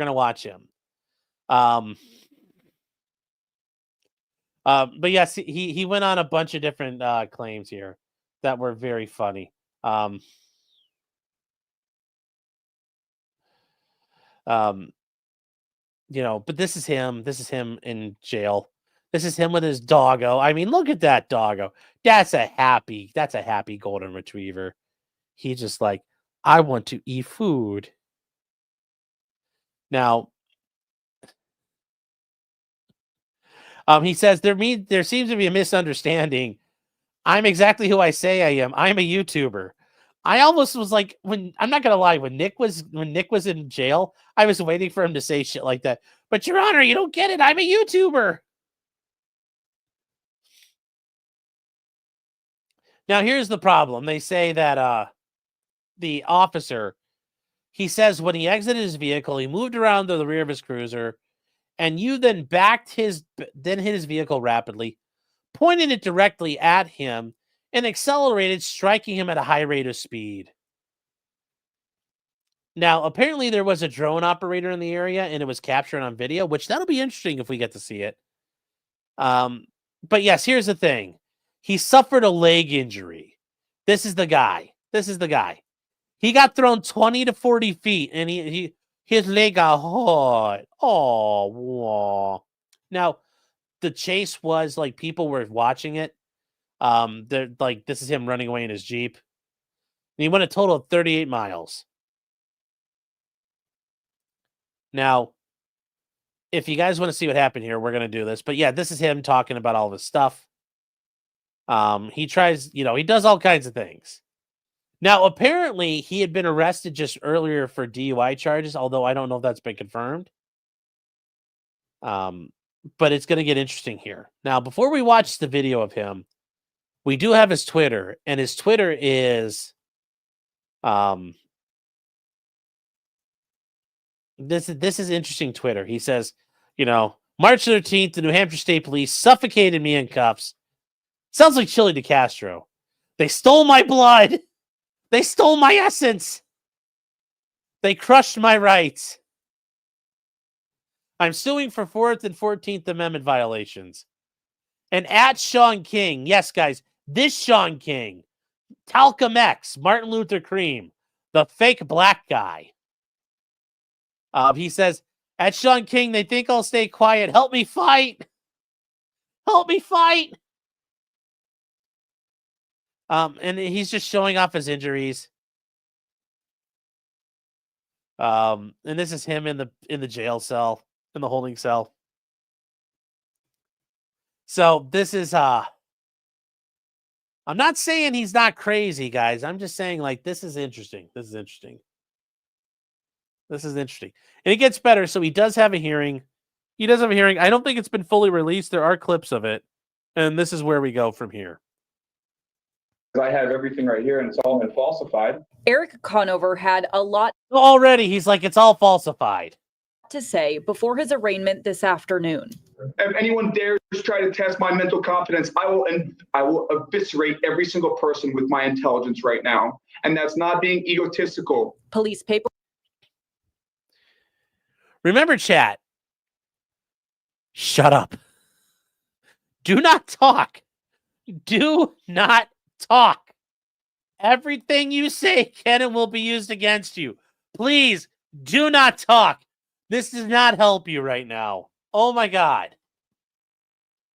Yes, like this is not what you should be saying. I will eviscerate every single person with my intelligence right now. And that's not being egotistical. Police paperwork says the pursuit started after Conover was going 55 in a 35.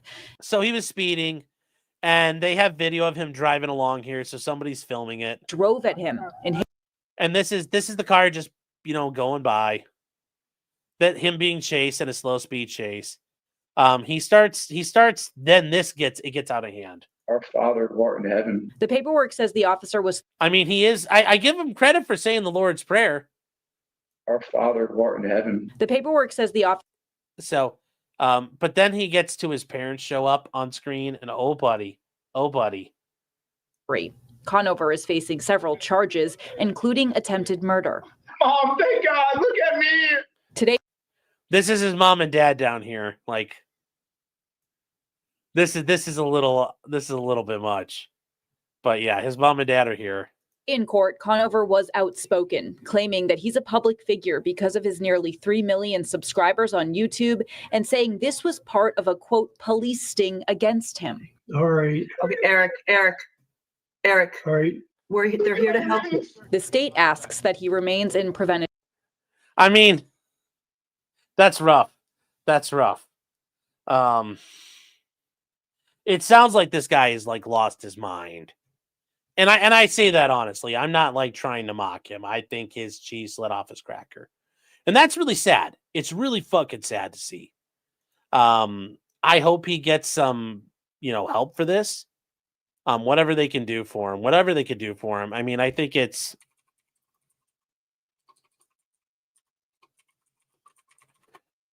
I feel bad for him.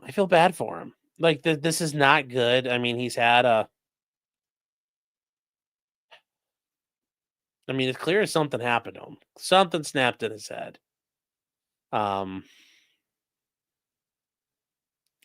So yeah, I hope he gets better. It's hilarious that he tried to claim they got the wrong guy, yeah.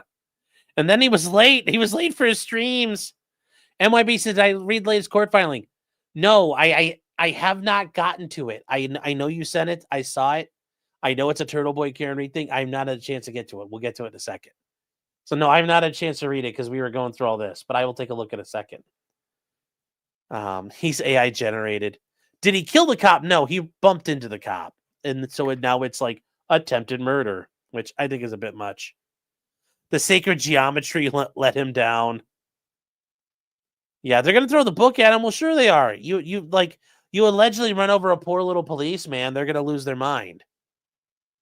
Long crime cover this, yeah.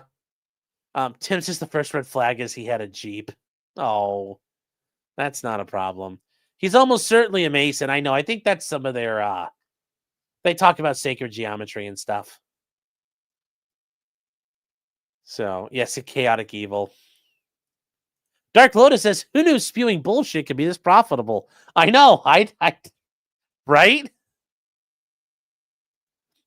Bob says, this is why we have to keep my sub count low. Your Honor, I have a 25,217 subs on YouTube. You have to let me out. That doesn't have the same ring as 2.75 million. Judge is going to be like, you seem to know that specific number. I know it's sad and pathetic. I know it. But I track it all the time. Conover's dating Karen Reed. Yeah. Oh. Unlike law students, says at what speed? I'm assuming not really any speed. Not at all for any speed here.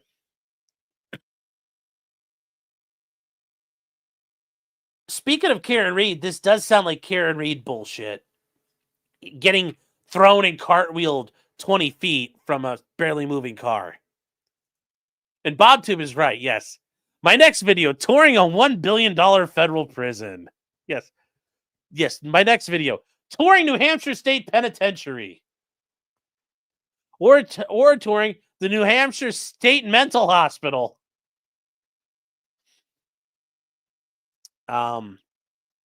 Yeah, so there apparently is drone video. We'll see what happens. This is Chili de Castro like bullshit. No, Chili's not even this bad.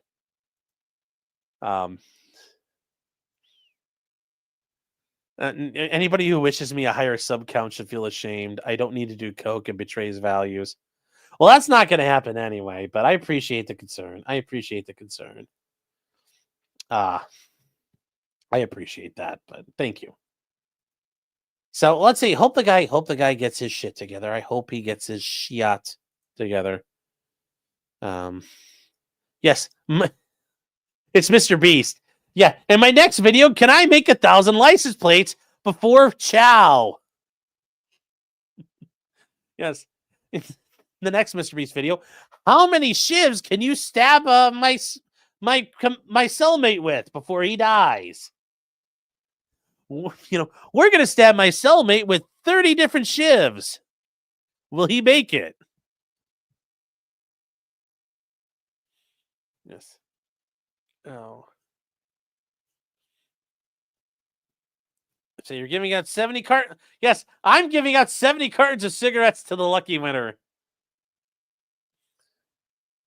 Yes. That'd be great, Mr. Beast videos. That'd be great, Mr. Beast videos. All right, here, hold on, chat. All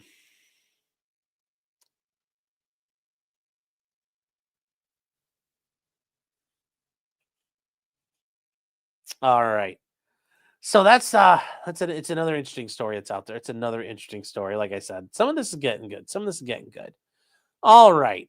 Now, as a little bit of levity here, this was kind of funny too, but we're gonna move on to chat. Rust. The trailer for Rust is dropped. And this is something I've been waiting for because how shitty is this movie, really? And you're gonna watch this, and a woman died for this. And another woman lost her freedom for 18 months because of this. Oh my God, chat. Oh my God. But I think we should watch it because we covered all the legal filings. We covered the 2 trials. We covered so much of it. I think it's worth watching. So here we go. Oh, Vedentron said they're still making it. Yeah, they kept filming it. I think they just edited out the church part or they reshot it. Oh my God, if they reshot that scene, these people are ghouls. But yes, they kept filming it and they're going to release it. They have to. They're going to lose so much fucking money if they don't. And I mean, I'm not going to lie. I might watch it just so I can see how bad it is. And maybe I'll take 2.0 to the movie theater. And maybe we can go sit in the one where it's got the fancy chairs. Like, I'll take a nap during the middle of it because it's going to be so bad.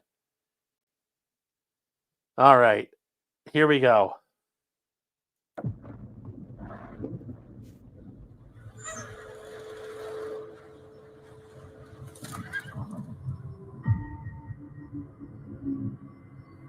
The only order that exists in this world is the order we impose.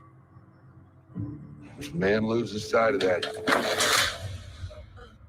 he's got nothing. Okay, well, that's not Alec Baldwin talking, so I really don't know where we're going from here. But the CGI sun, like they couldn't get a shot in the mountains of this. God bless the wicked. They continue to pay my bills.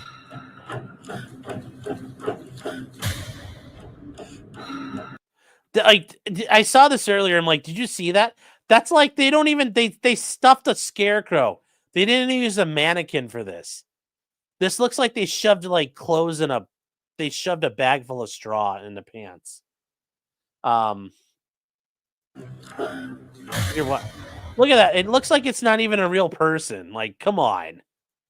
Actually use a real dummy next time. Some things in this life you can't get back, I reckon. Notice he doesn't sound like he's a guy in the 1870s talking. He doesn't sound like a guy from 120 years ago talking.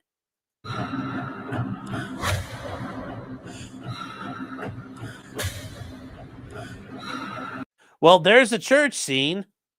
That's a little awkward. There's some sort of church, and then the next scene is Alec Baldwin laughing, where you're like, what the fuck? He's like, and then I shot her, and then I didn't go to prison for it. He's like, she started babbling in Russian or some shit, and I didn't understand it, but no, I didn't care.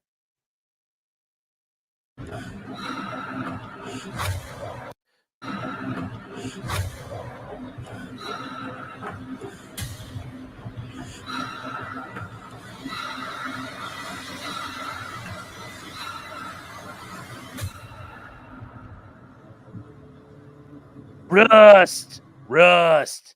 Oh my God, that was so awful. Yes, he's looking very oriental in that. I can't believe that. Oh no. Oh no. Clyde says Alec did nothing wrong. Well, Clyde and I need to have a talk. Yes. Imagine dying and making such a shitty movie. Like that's the thing. Everybody had to have known this was like that. There is when you see actors making shitty movies, they're like, oh, I read the script. I was just so inspired. Why can't they all just agree this is all bullshit? And I'm like, I needed to make some money. Because this is a shit movie. What is the story supposed to be? Well, like Harlan Rust, it's like basically any cowboy movie. Former gunslinger, bad guy, hides, starts a new life all over again. Harlan Rust. You know, his enemies are the Rust-Oleum Brigade and spray paint. You know, that's his weakness. If you scratch him up with spray paint, scratch him up with sandpaper, then spray paint him, he dies. Harlan Rust, I'm here to arrest you. And yeah, it's him outrunning his past, basically. That's what it looks like. Oh.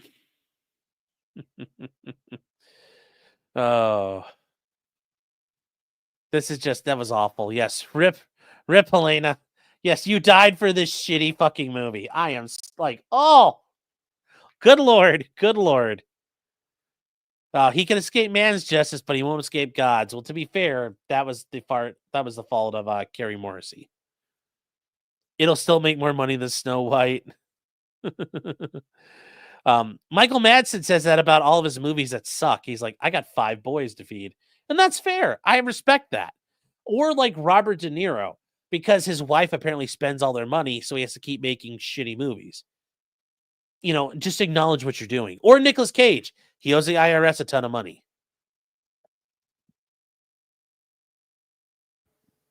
The poor lady who died is reported to have said her last words were Slava Ukraine. Oof. That would be cringe too. That whole crew never made anything but direct to Redbox shit. Yeah. I'm sure they were not good people. They weren't really moving up in the world. Yes, the Rust-Oleum 7. Yes, the marketing strategy paid off. You know what? Maybe it's true. It's all the work, chat. You know, Helena's going to show up at the premiere going, ta-da! But yes, everyone's talking about it. Oh. What about Bruce Willis? Bruce Willis did a lot of good movies, so. Oh, it's already premiered? Oh, well, I mean, premiered, like, for the rest of them, the world. Oh, let's see. I can understand being killed while filming Ernest Goes to Camp, but not this. Yeah, well. Oh, it's just, you're like, what the hell are we watching? And you're like, that is so bad. That is so bad. It's just not good, chat. It's just not good. All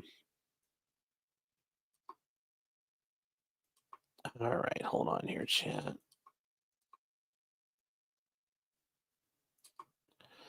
All right, hold on here.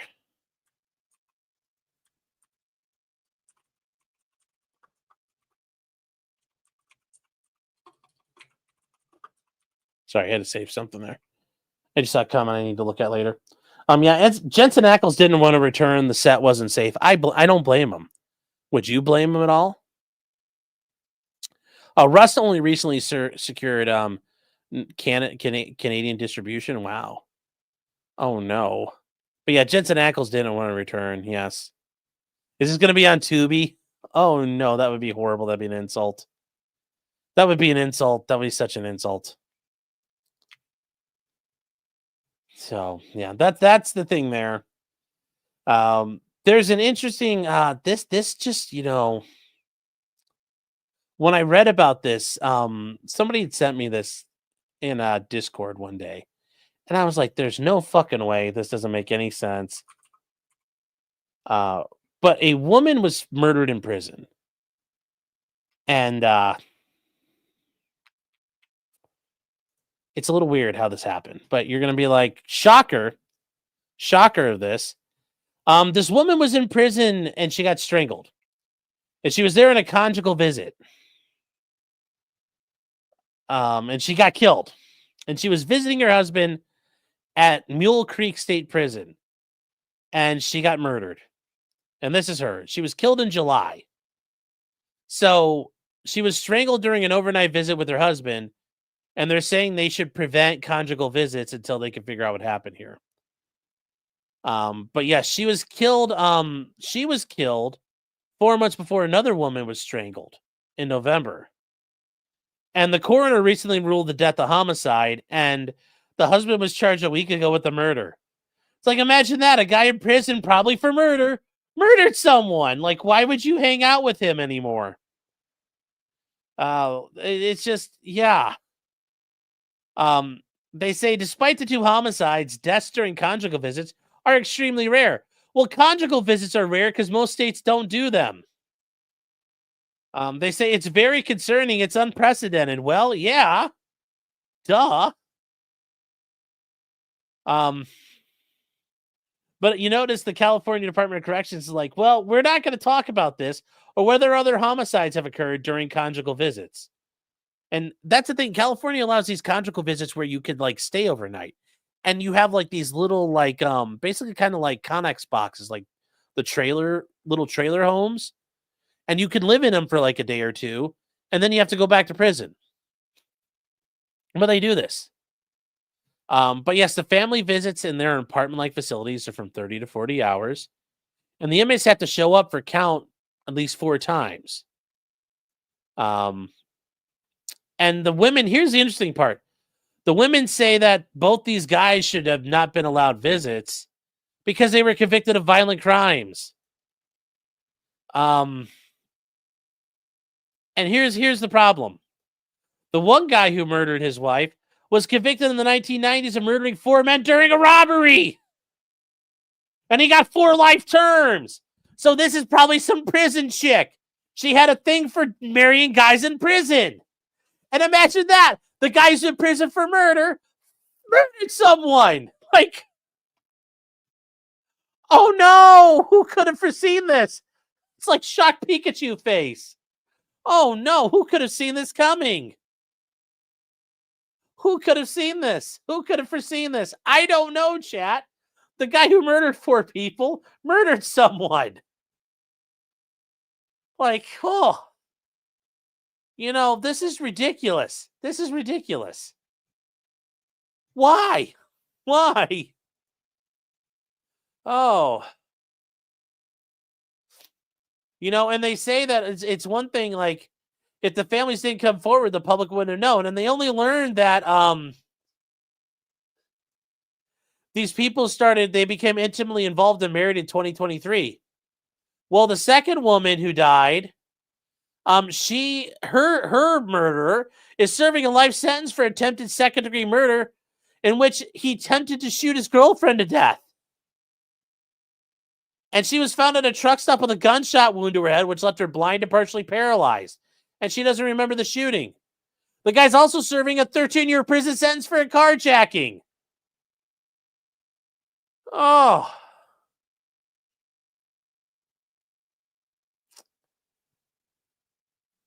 And yeah, here's the thing. So he had gotten her pregnant, so she came back to him after he tried to murder this woman. And they shared a 25-year-old son. So she went and hung out with them. It's her baby daddy. The second lady just went to go see her baby daddy. And just like, oh my God. These guys have game. Yeah.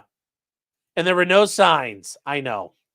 Nobody could have foreseen this. It was completely unforeseen.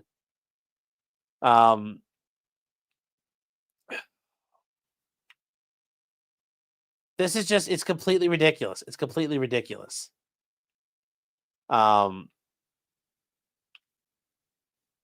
Yes. So at the time of her death, she was working as a mentor for developmentally delayed adults. Well, is that because she could speak from her own experience of, I'm going to go hang out with my baby daddy who murdered a woman while I was pregnant with his son? I mean, because I could see a pretty retarded action here. I'm just saying one of these things is slightly retarded. I got news for you. You're a moron. And it's like she did everything to help. She loved to help in everything she did, both personally and careerly. Well, there you go. So open-minded, her brain fell out. Oh, buddy. Not good stuff. Not good stuff, chat. No, no, no, no, no, no. Why? Why? Why? Why? Why? Why? Why? I don't know why. All right, guys, moving on from here. This is this one's kind of, well, this one's just don't do this. I mean, I will say, if you guys want someone to try to fix, there's a sorority girl down in Georgia. She's been arrested twice in a month, and her name's she ends up with like very glamorous mugshots. Like, she ain't afraid. So here you go, chat. If you want to fix her, go for it. You can go fix this girl down in Georgia. So this is her most recent arrest. So anyway, so she was setting off fire alarms, and they found her entering the building, and they got in there and they got caught. She tried to run away, but she escaped. And anyways, this is her. So she was hiding, and she told the police, "I don't want to get caught doing anything because I'm out on bond right now." And she said, "Was it the trespassing? Truly, it was actually my fault."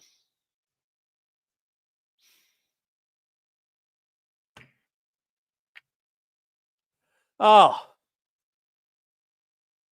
Yeah, that's the thing here, Garrett. I agree with you. I know. She looks like she's like, the way she's looking in this picture, she's like, "I'll cut your dick off." But yes, so don't do what she's doing. If you guys are on Twitter, you saw her mugshots everywhere. You don't want to do this. Don't be this girl. And like I said, the best thing of all was her whole thing about, what was it the trespassing? I'm sorry, I thought this was America, officer. You're like, come on. She sounds based, at least, maybe. It's a base fire alarm puller. No need fixing. She's perfect. C says, look at the black woman in the UK who's convicted of owning a slave. I will take a look at that. What's her position on Tesla? Oh, no. You're like, I'd still do it, though. Yes, it's only legal to pull fire alarms inside Congress as a member of Congress. So don't pull them yourselves, chat.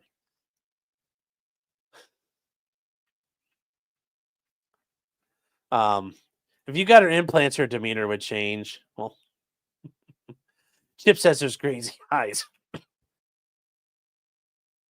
Yes, there are crazy eyes there. There are crazy eyes. Oh. Bama Law, how you doing, buddy? He's saying, oh my God, I just saw the Rust part. Rip Helena. Poor you Russian, Ukrainian, Serbian, whatever she was. Yes. All right, guys. So aside from doing all kinds of retarded shit and hanging out with murderers, we have somebody who is going to prison for a little while. And that is Cain Velasquez. Cain Velasquez is a UFC fighter. If you guys have never seen him before, he ended up, if you guys have never seen him, here's actually a good picture of him. He is the former UFC heavyweight champ. He is accused of, at the time, and we covered this, and there was such a long time in his trial, how things drug on. He was accused of, he was accused of trying to murder somebody who he believed, according to his children, said molested him while at daycare. So he went to find this guy, and he found the guy being driven to court for a pretrial by his parents.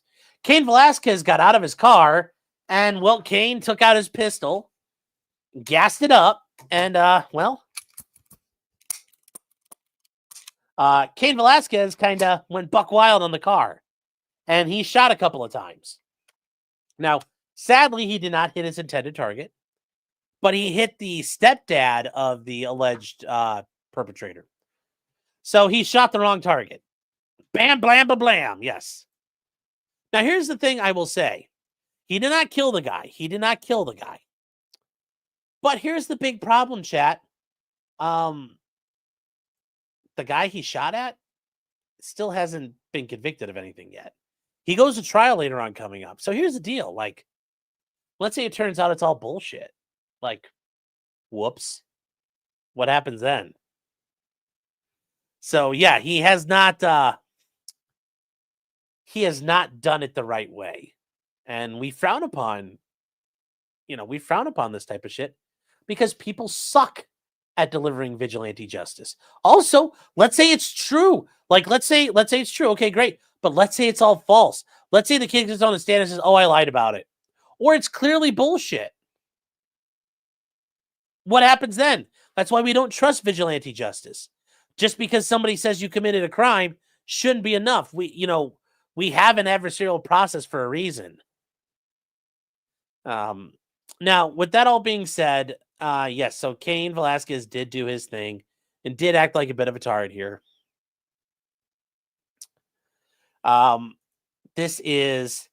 He got 5 years in prison for attempted murder, which isn't bad. He got 5 years, and the plus side of it is his in-home detention, because he spent a lot of time in jail, actually, initially, and then he got released on house arrest. And the court factored all of that into his sentence, so he's only serving 2 years in prison. So it's actually not bad. It's actually not a bad setup for him. So, he shows up. This is arraignment back when it happened in 2022. So he had a very emotional hearing. It was emotionally fraught. So anyways, he pled guilty to attempted murder, felony assault, and related gun charges. And this stems from in 2022, he chased around people while he fired a handgun at a truck. So he started shooting at an intersection and followed the truck for 11 miles through San Jose. That's in California. 3 people were in the truck, but he was targeting Harry Goulardi, who was accused of molesting one of his children, or a niece or nephew. It's not clear. I think it could be either way. Instead, his stepfather got shot. And yes, Goulardi's waiting trial, but has denied the charges. And the prosecutor's office recommended that Cain Velasquez get 30 years in prison, accusing him of trying to murder everybody in the truck. Well, obviously that's not true. So his sentence includes the credit for time served, so he's only probably going to do about a year in prison total.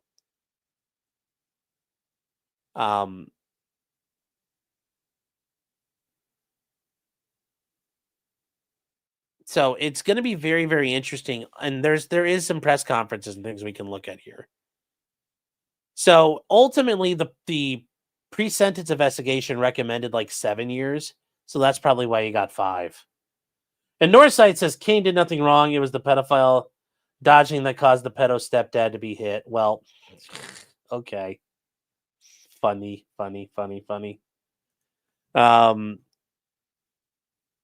Send him 5 years in prison and forget. Yeah. Do you know D-Way? It's his 4-year-old son. Okay, so it is his son. Okay, there we go. Yes, that's in California. Craig says, had for those of you in Rio Linda, which is funny because Rio Linda is in California as well, as Rush Limbaugh would remind people. Gary Plache looks down with very big disappointment. Well, we'll see. Yeah, Gary, no. Why, Gary? Captain Chromo says, most of the time when the father attempts, it doles out this type of justice, the pedo did it. Yes. But, he didn't do it right. Mass not working 3 years ago gets credit for 4 years because I think California allows some early release here. But either way, he's going to be doing all right. He came out of this ahead. That's a pretty cheap price to pay for fucking shooting up a car full of people. He got out. He got a pretty decent deal here. Bella says, why accuse this kid of lying? I'm not, well, maybe the evidence isn't very good. Maybe the kid tells the truth, but it's clearly like he gets acquitted. I mean, at that point, he went after this guy. Like, I don't know. People lie. People like, there's all kinds of shit that happens. Who knows? I'm just telling you, like, you got to be careful because if it turns out he didn't do it, like, well, that's going to be a little awkward. Maybe it was the stepdad, not that guy. Who knows?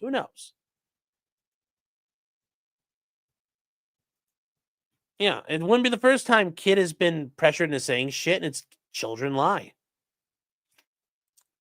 Bella says that he's still guilty and deserves to get shot, but yes, but he tried to shoot at the wrong person then. And he happened to miss and hit the right guy. All I'm trying to say is, if it's guilty, then great. But if it turns out he fucking hit a guy who got acquitted, fuck him. Just because you're found innocent, not guilty, doesn't mean you didn't do it. Sure. But just saying, I don't trust vigilante justice. So anyway, there was some news coverage of this whole thing. There wasn't a actual sentencing because we would have watched it, but there was some news coverage of it here. 5 years in prison. That's the sentencing for former UFC star Cain Velasquez. This comes after he pleaded no contest in connection with the shooting in which he says he targeted a man. Those victims, along with Cain's wife and daughter, spoke before the judge handed down the sentence. In credit for time served in jail and in home confinement. I believe that in some ways justice was served today, despite feeling disappointed that he is back in custody. In February 2022, Velasquez chased and shot at a vehicle carrying Harry Goulart. I mean, there you go. That's not a good look. That fucking she tore that fucking truck up. Wow. Yeah. Vehicle carrying Harry Goulart along with Goulart's mother and stepfather. Velasquez believes Goulart molested one of the fighter's young family members. Ultimately, Goulart's stepfather was hit by the gunfire. Today, the three victims spoke before sentencing, describing the fear they felt during the 11-mile high-speed chase and shooting. The stepdad, who was hit twice, says he doesn't have full use of his right arm anymore. The Santa Clara County DA had recommended Velasquez be sentenced to 30. So, yeah, there you go. They recommended 30 years, but this is where, if I was the people involved, I would not be coming out here to talk. I would just fucking take my dub and go home. Like, I would just fucking walk away. It's extremely disappointing. It's based on an alleged allegation that has no basis. It is unfounded. Now, to be fair, she runs the daycare where Cain Velasquez's kid was at and allegedly got diddled. So she's got a hell of a reason to say that. But I would just say no comments and I would fucking leave. This is not a good idea. We are looking for the opportunity in Harry's case to prove that. The defense said Velasquez admits what he did. Yeah, so there you go. Anyway, that part, the mom saying all that, and I like the statements his attorney made. Count. I do think that the court made a good decision today. One that takes into consideration all of the complexities of this case, the context about why this happened, and also takes into consideration who all of us know Mr. Velasquez to be, which is fundamentally a good man and a good father. So, one of you guys did ask a question here.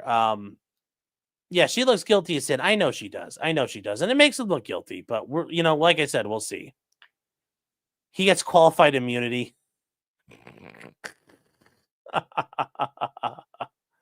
That would be funny. Sadly, no, he doesn't qualify for qualified immunity. So, no, not his kid touching arm. No, the guy who got shot has not been accused of diddling kids. So actually, as of right now, this is an innocent party who got shot. Little Miss, how you doing? Now, here's the one thing somebody asked me about, and they said, why did the house arrest count? Well, in a lot of situations, house arrest does count. Well, depending on the state and depending on the court wants to do it, you can get house arrest to count, like home detention, as a form of incarceration because your liberty has been restricted. It all depends on how your state allows for it. But yeah, here the court said, I'm counting you, I'm giving you 5 years. I'm counting your home detention, your house arrest for that. It's not always counted everywhere you go. So it all depends on where you are. But it is something that can be done, and the courts have discretion to do that. Are there aiming classes in prison? Yes. You've got to aim. You want to do it right.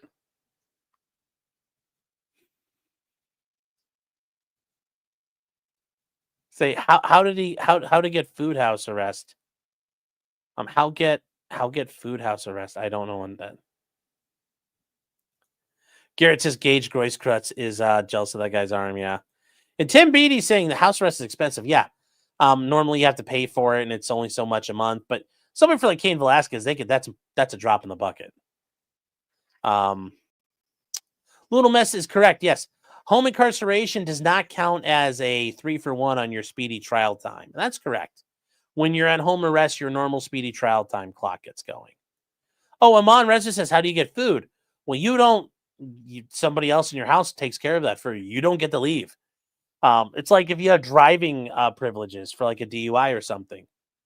You drive to work and you drive home. It's not drive, go get gas, and then some smokes at the gas station. No, you drive home. If your car needs gas, someone has to go get gas for you. So. But yeah, guys, he spent a lot of time in house arrest. He spent a lot of time in jail. So yeah, he burned through a lot of that sentence already, which is, good for him in that way.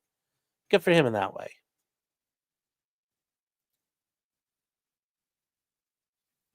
So, but once again, guys, don't do that shit and you won't have to worry about it. You won't have to worry about it. Now, moving on to it's not really a doom pill, but a lot of people were like upset this was going to happen. And I already told you guys, this was going to be a loss for the people doing it. It's the case out of, and it used to be now it's Pam Bondi, Attorney General, and now it's against Vanderstok. This is the case about, changing 80% receivers and how things are counted. Well, ultimately, the court sided with the ATF. And they talk about it here, and it was a 7-2 opinion. So it was 7-2. Took the big fat L chat. Gorsuch delivered the opinion of the court, and everybody went along with it except for Thomas and Alito. They filed each dissenting opinions. We're not going to get into that because the real issue here is what happened. And Gorsuch, it's about whether the ATF has the ability to interpret their rules. So this isn't even a Second Amendment issue. This isn't a Chevron issue. Remember, Chevron's gone. So what ended up happening is the plaintiffs, Vanderstok and all them, they pursued what was called a facial pre-enforcement challenge. And they have to show that the rule itself is inconsistent with the statute on its face.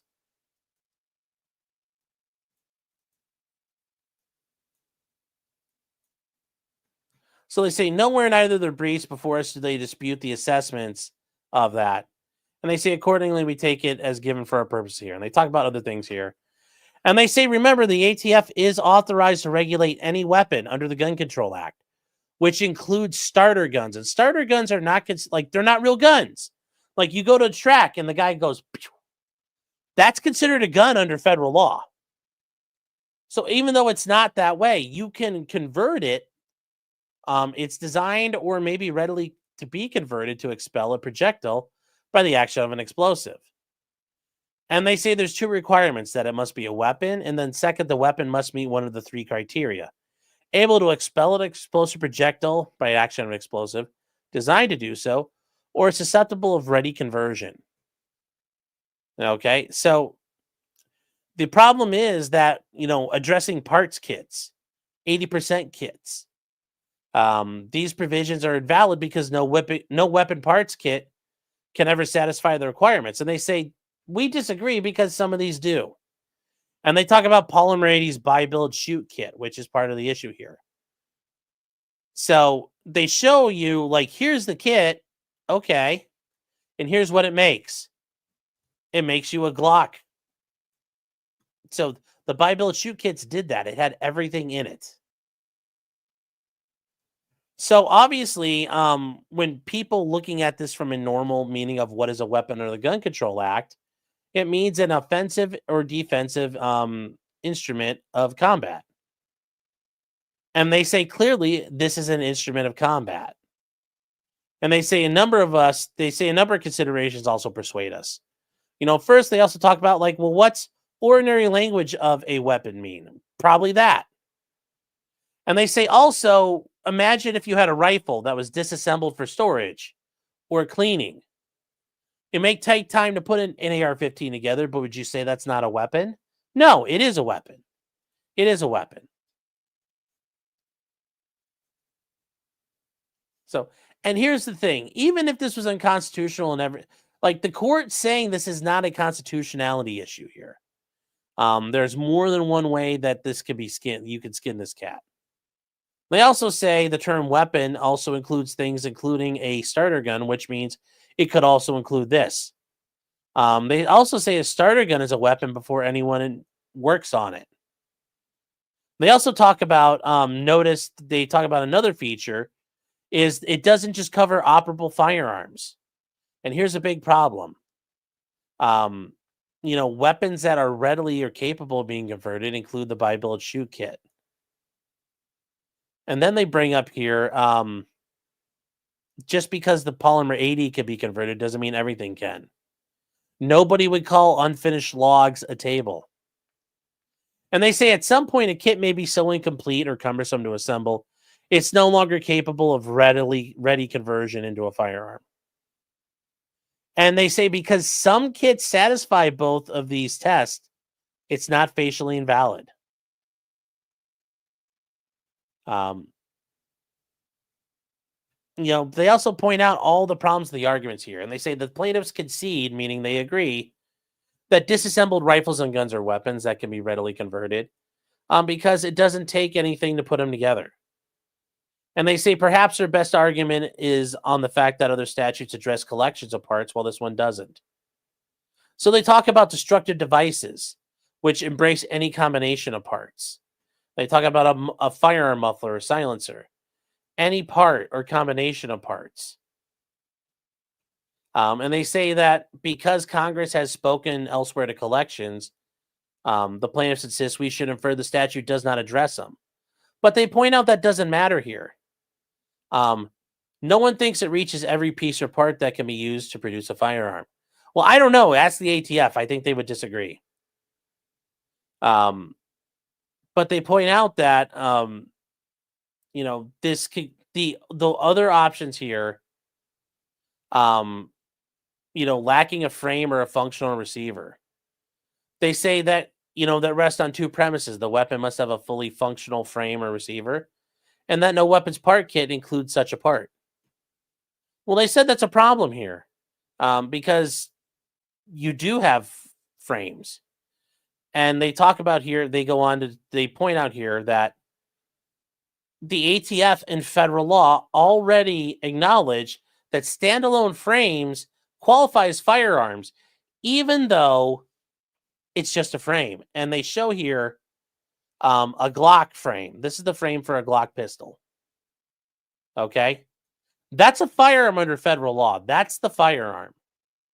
And then the difference here is the polymer 80 frame with those little nubbins you have to chisel off. That changes it. Now they're pointing out look at it. What else would you call it? It looks like a gun. Therefore, it is a gun. Like, what does basic language say it? Now, they also say, recall the authors who refer to their manuscript as a novel, or your friend who calls his IKEA kit a table. Well, that's true. If you buy something from IKEA, it's a table. Tim is saying they're not consistent. A Glock frame is a firearm. The SIG frame is not. SIG is really the only outlier to that, Tim. So like for my Beretta sitting on here at the table with me, the frame is the registered part. The frame is the firearm. For most pistols, the frame is the firearm. So they point out that's how they're going for it here. That's how they're going. Oh, Ralph Amail. Oh, Ralph's on with Phil. So that's their point. This is the argument they're going through here, saying that you guys, look, this is not going to work. You're not winning the arguments here. And they say, imagine if you had everything else but the polymer 80 frame done. How long would it take you? Well, you could finish the P80 frame in minutes. I mean, I did one on stream. We made it. Now, obviously, there's something out of spec, but it can be done. And yes, this does cover the frames in greater in-depth than before. And they also point out that courts must exercise independent judgment in determining the meaning of statutory provisions. They also say the contemporary consistent views of a coordinate branch of government can provide evidence of the law's meaning. And when you guys see this Loper Bright versus Raimondo, This is the case that killed Chevron.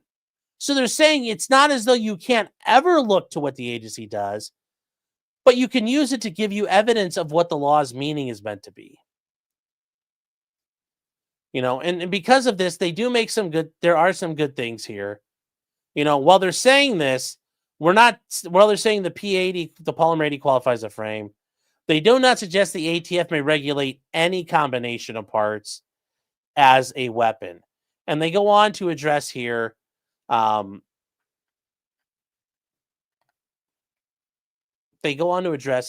is something good. The government said in its arguments that an AR-15 doesn't qualify as a receiver of a machine gun. Remember, that's always been a worry. The ATF could reclassify it. And they say, without a doubt, the NFA, the National Firearms Act, and the Gun Control Act are different statutes, passed at different times to address different problems. And they say our analysis of the Gun Control Act does not begin to suggest the ATF possesses the authority to regulate AR-15 receivers as machine guns under the NFA. Well, don't give them the thought, because they might try it, okay? Don't give them the thought, they might try it.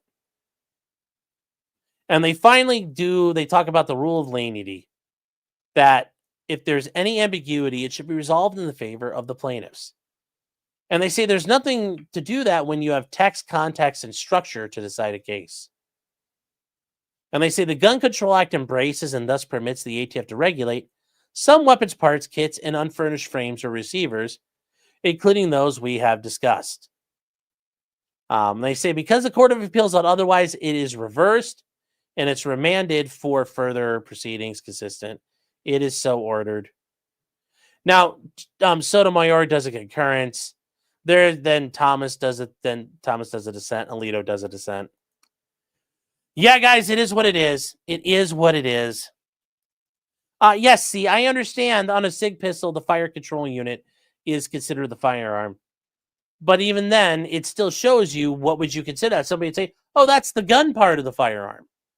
So that's why they're saying this is not outlandish. And remember, this was a challenge to the ATF's classification, not under Bruin or anything like that. So,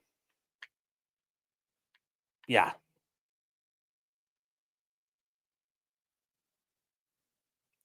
Yes, the switchy is the firearm, yes. Very true. Very true. So, Torgo says, wait a minute, doesn't the rule of lenity, Lenity, not levity, lenity, say you should find in favor of the defendant? No, it says when there's ambiguity in the law, you should resolve that ambiguity in favor of the defendant. Because the state's the one who drafted the law. It's their fault they weren't precise. Yes. Cleopatra is saying the parts are serialized. That's the gun part. Yes. Though California is starting to try to make barrels requiring a background check. Yeah, I saw that. You guys are going to have to work on your electrolysis machining and, homemade EDM. Stabby says, what's this mean for guys like me who already own a P80? Nothing. It's already been done. It's built. They can't do anything back about it now, although I'm sure P80 provided some of the information, but oh well. I mean, there's already information out there. I bought the slide and barrel from somewhere else, so they already know it's out there. So it's like, it is what it is. Is what it is. So there we are, chat. Like, nothing to panic about. It's just, I'm telling you guys, kind of what we're looking at. CVBRS30 is saying, what are you sending me a link to here? Yes, M&M's criminal. A criminal. Do a criminal. We can't play that, sadly. Northside CA says, my doctor says I'm allergic to weapons laws. It's a medical thing. Well, yeah. Yeah. So all right, guys. So we are all done. We are all done. Thank you. So let's catch up on some of these comments and other things that are out there. Okay. Stephen Cooper says for $5, woohoo, tooth infection that has moved on to giving me a fever and chills. That's not good, man. That's an infection in your skull. I hope you're going to see a doctor soon. Hope you feel better too. Unhung Hero for $10. 10 subs, chat. That's right. That's right, chat. He's doing his part out there. He's doing his part. He's just crushing and stomping on the Grays every chance he gets.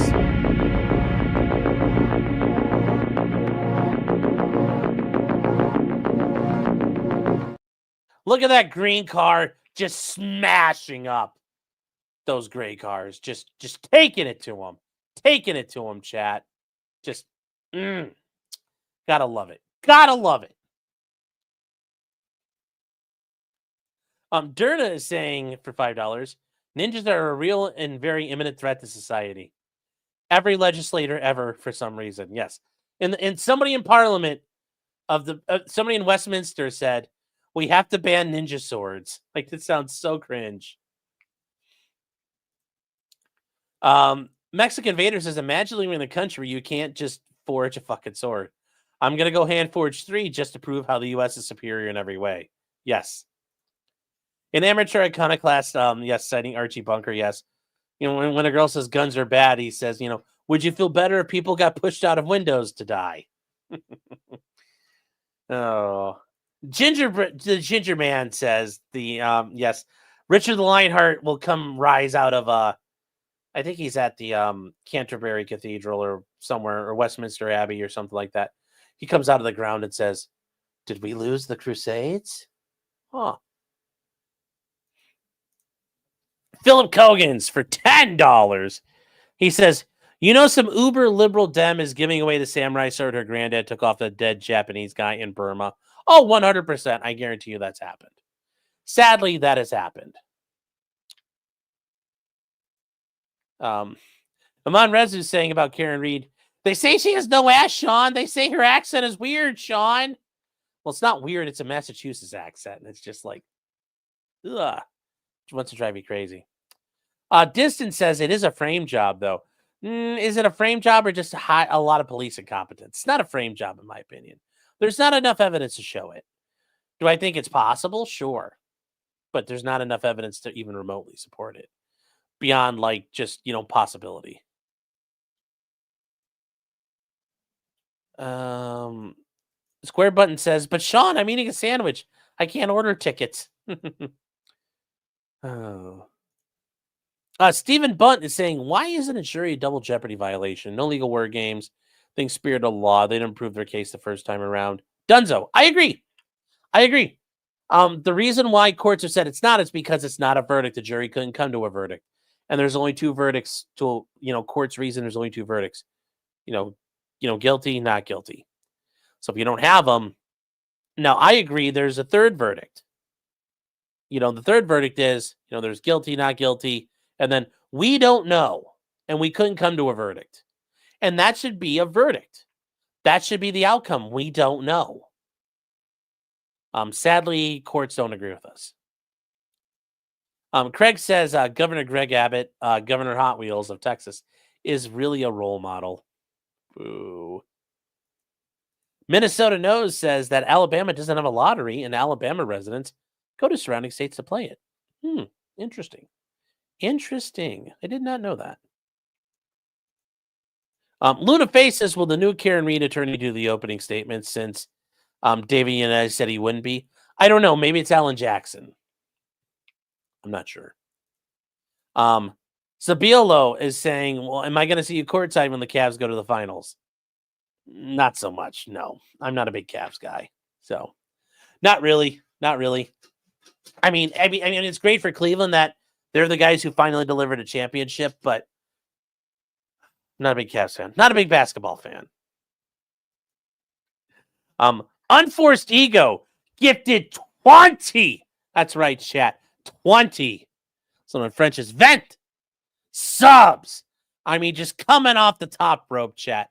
Just coming in here and just laying it down. Just laying it down. Finding some grays and just taking care of business.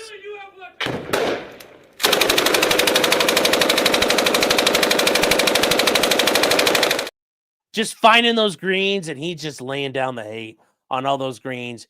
Greens, you can't run, and you can't hide. You know, you'll get a free helicopter ride out of this. MYB says someone tagged you an X on the Karen Reed court filings. Yeah, So apparently, and we're going to bring this up here real quick. I haven't had a chance to read it too much more.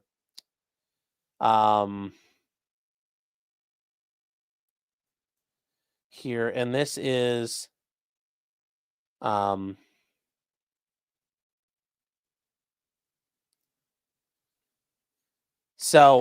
turns out that allegedly in this here, we're going to take a look at this. This is part of the response to Turtle Boy not wanting his phones to be examined by the Commonwealth, with the text message between him and Karen Reed. So let's see what this says real quick. It just came out on Twitter tonight. So this is Carney, Aiden Carney's phone. His phone contains text messages not only between Karen Reed, but the defendant and attorneys Yannetti and Alan Jackson. The texts make it clear the Reed team was in telephonic and email communication, the same people. That's not a problem. The Reed team repeatedly provided Carney with information, including videos and copies of documents, sometimes with the request that he not use it yet or eventually, lest the Commonwealth discern its source. At times, they would suggest angles for him to cover or otherwise seek assistance. All right, so what? So what? For example, Karen texted Aiden saying, "Do you have the memo town employees were emailed about speaking to you and reporters?" Alan wants to blast it. Okay, so what?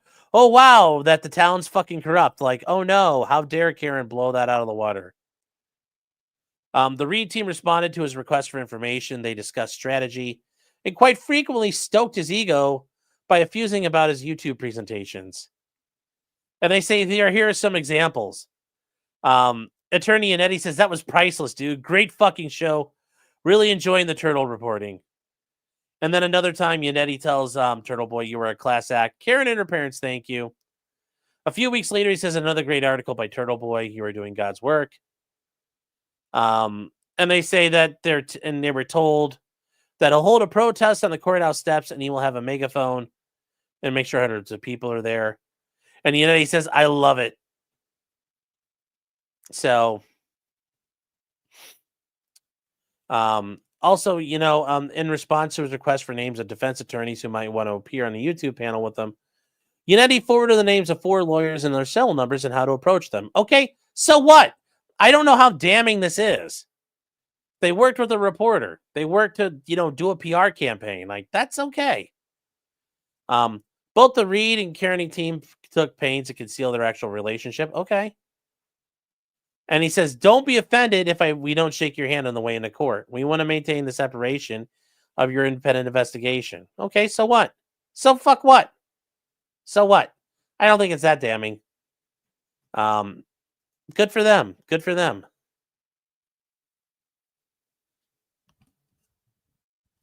So we'll take a look at it more. And actually, I will tell you, MYB, I will take a look at this tomorrow. We'll go through the whole article, or we'll go through the whole motion tomorrow, because the whole motion is available. It's only how many pages is this thing? Oh, it's only like 10 pages long total. So we'll have a chance to look at it tomorrow. It'll be interesting. Oh wow, this is weird. But anyways, I'll look at it later. Isn't TB a press pass holder? Sure. If Turtle Boy ends up banging Karen Reed, I don't think there's any of that going on. I don't think that was.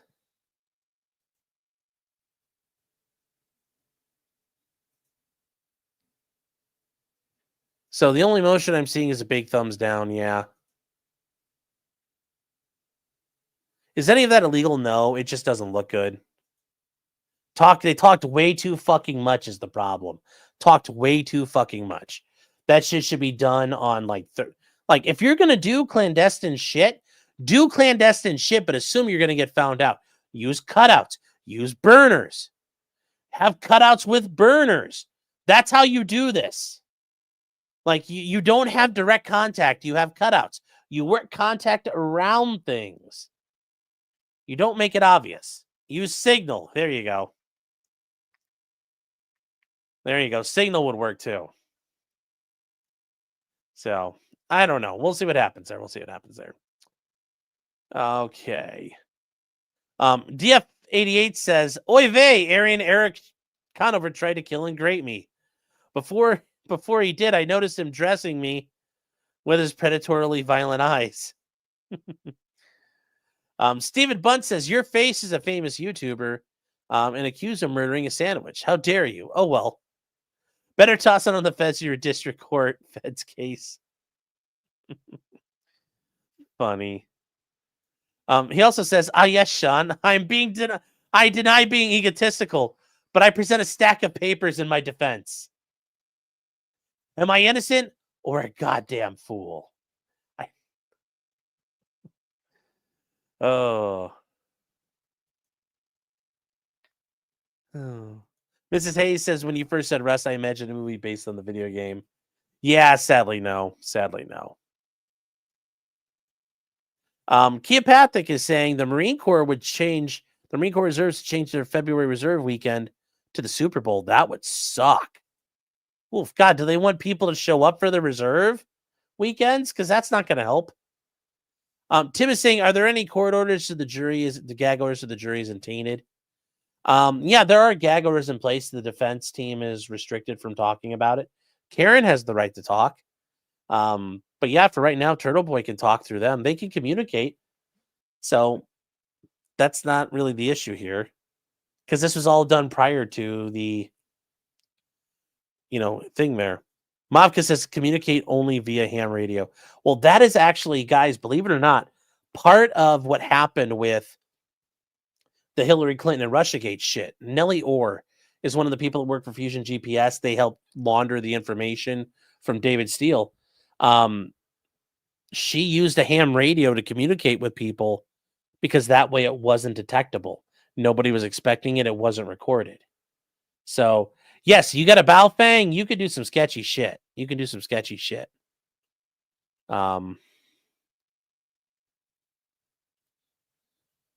So,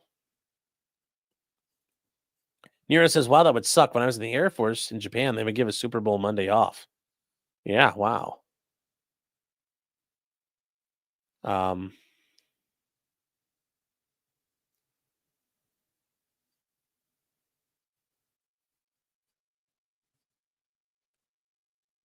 So Keopathic says, no. It used to fall on Super Bowl weekend. They moved it.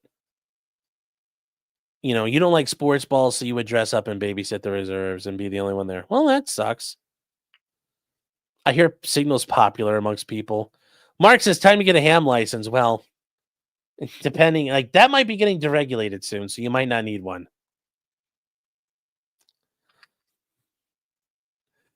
Tim Poole, the Beanie Civil Warlord, is saying the script for a movie made on the video game Rust would be 98% slurs. Yes, it would, from what I've seen. Yes.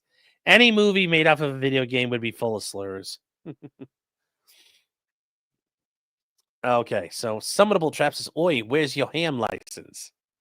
Yes. If you're already screwing around on ham, you've already doxed yourself to the government and you're searchable, yeah. There are now MERS compliant Baofengs out there. I know, but I have a Baofeng that's not. I have a Baofeng that I could transmit on NOAA frequencies to. Can Jews use the ham radio? I don't know. I'm gonna have to ask Joe that. That's a good question. We'll ask Joe about that tonight. Oh. And then, yes, real quick, Ag did share this, and we'll end on this thing here, kind of highlighting what's going on with Trump. And yes, you have the Supreme Court,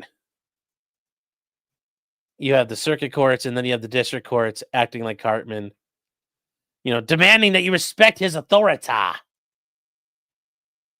Oh. So, Stephen Bunt says, last one. U.S. rights for citizens. Why can states allow non-citizens to vote? And he says, yeah, representation. And he says, we let barbarians in so they have a say. In California, yes, but the state of New York actually just struck down New York City allowing non-residents to vote. So New York City had passed a law allowing non-U.S. citizens to vote. The New York Court of Appeals, so the New York Supreme Court, struck it down and killed it this past week. I think I'm going to read. I think we're going to go through it because I think it's very interesting. It's very interesting. Even in a state like New York, the court, like their highest court is like, yeah, no, we ain't letting you do that. We ain't letting you do that. Like, no. Where's the Clyde frog tonight? Well, Clyde was here. In other news, there's no B2s at this year's air show in Barksdale, Louisiana. Yes, well, that's because they're at Diego Garcia getting ready to strike Yemen or Iran. Yes, the New York law was only for the local elections, but still, the state court told the city to fuck off, which is impressive. Sergeant Jordan says they see the writing on the wall. Well, that could be true. That could be true. That could be very well true. But that's, like I said, Stephen, that's a very good question. Thank you for asking it. So, all right, chat, we are all caught up. Here. We are going to wrap this up and land the plane. I will see you guys over on potentiallycriminal.locals.com shortly. We'll be hanging out and talking, and we're going to get into it. We are going to get into it. What do you have here? How many Corix does that guy weigh? I'm not sure. Oh, the B2s, yeah, they were used last night. Okay, I didn't see that. I was a little busy today, but the B2s were used last night to bomb the Yemeni bunkers, but they apparently only blew the doors off and didn't penetrate. Well, geez, they must have been deep enough in there. So,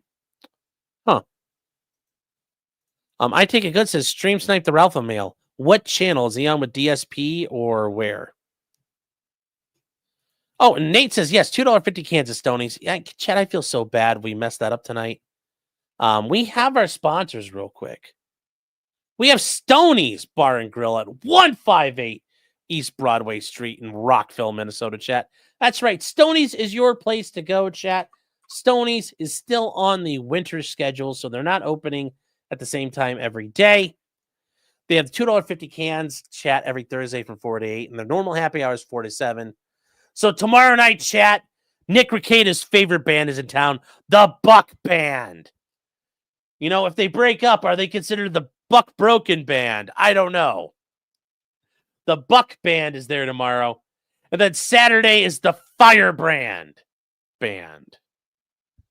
So, chat, that's all at Stonies, being Minnesota's premier biker bar for 30 years running. 30 years running. 30 years, chat. That's a lot of years. A lot of years. A lot of years, chat. Real quick, chat, our other sponsors. TheDragonsTreasure.com, a haven for tea and anime lovers.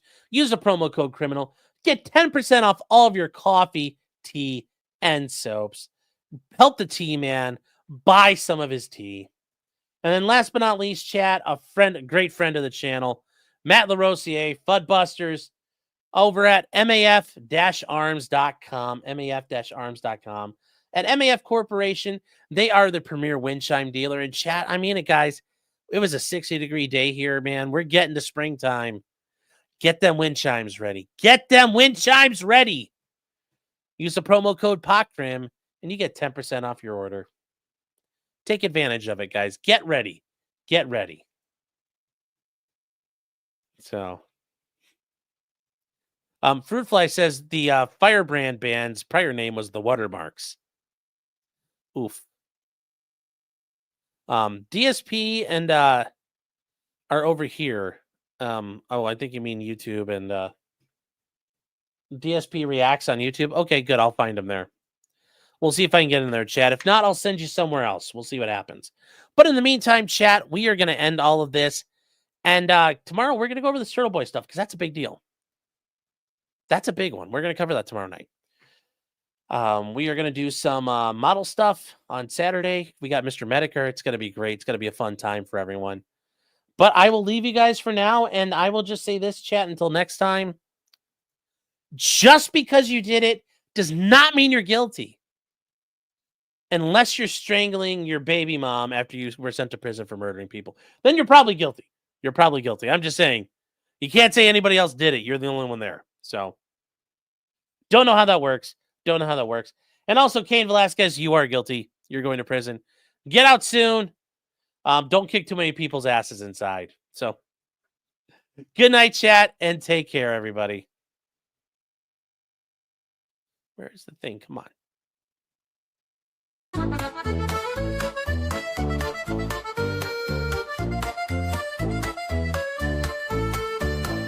Weapons, blacksmithing, and models of planes, esoteric works, and even some trains. Much merriment had while drinking White Claws, tips on hunting, and even talking the law.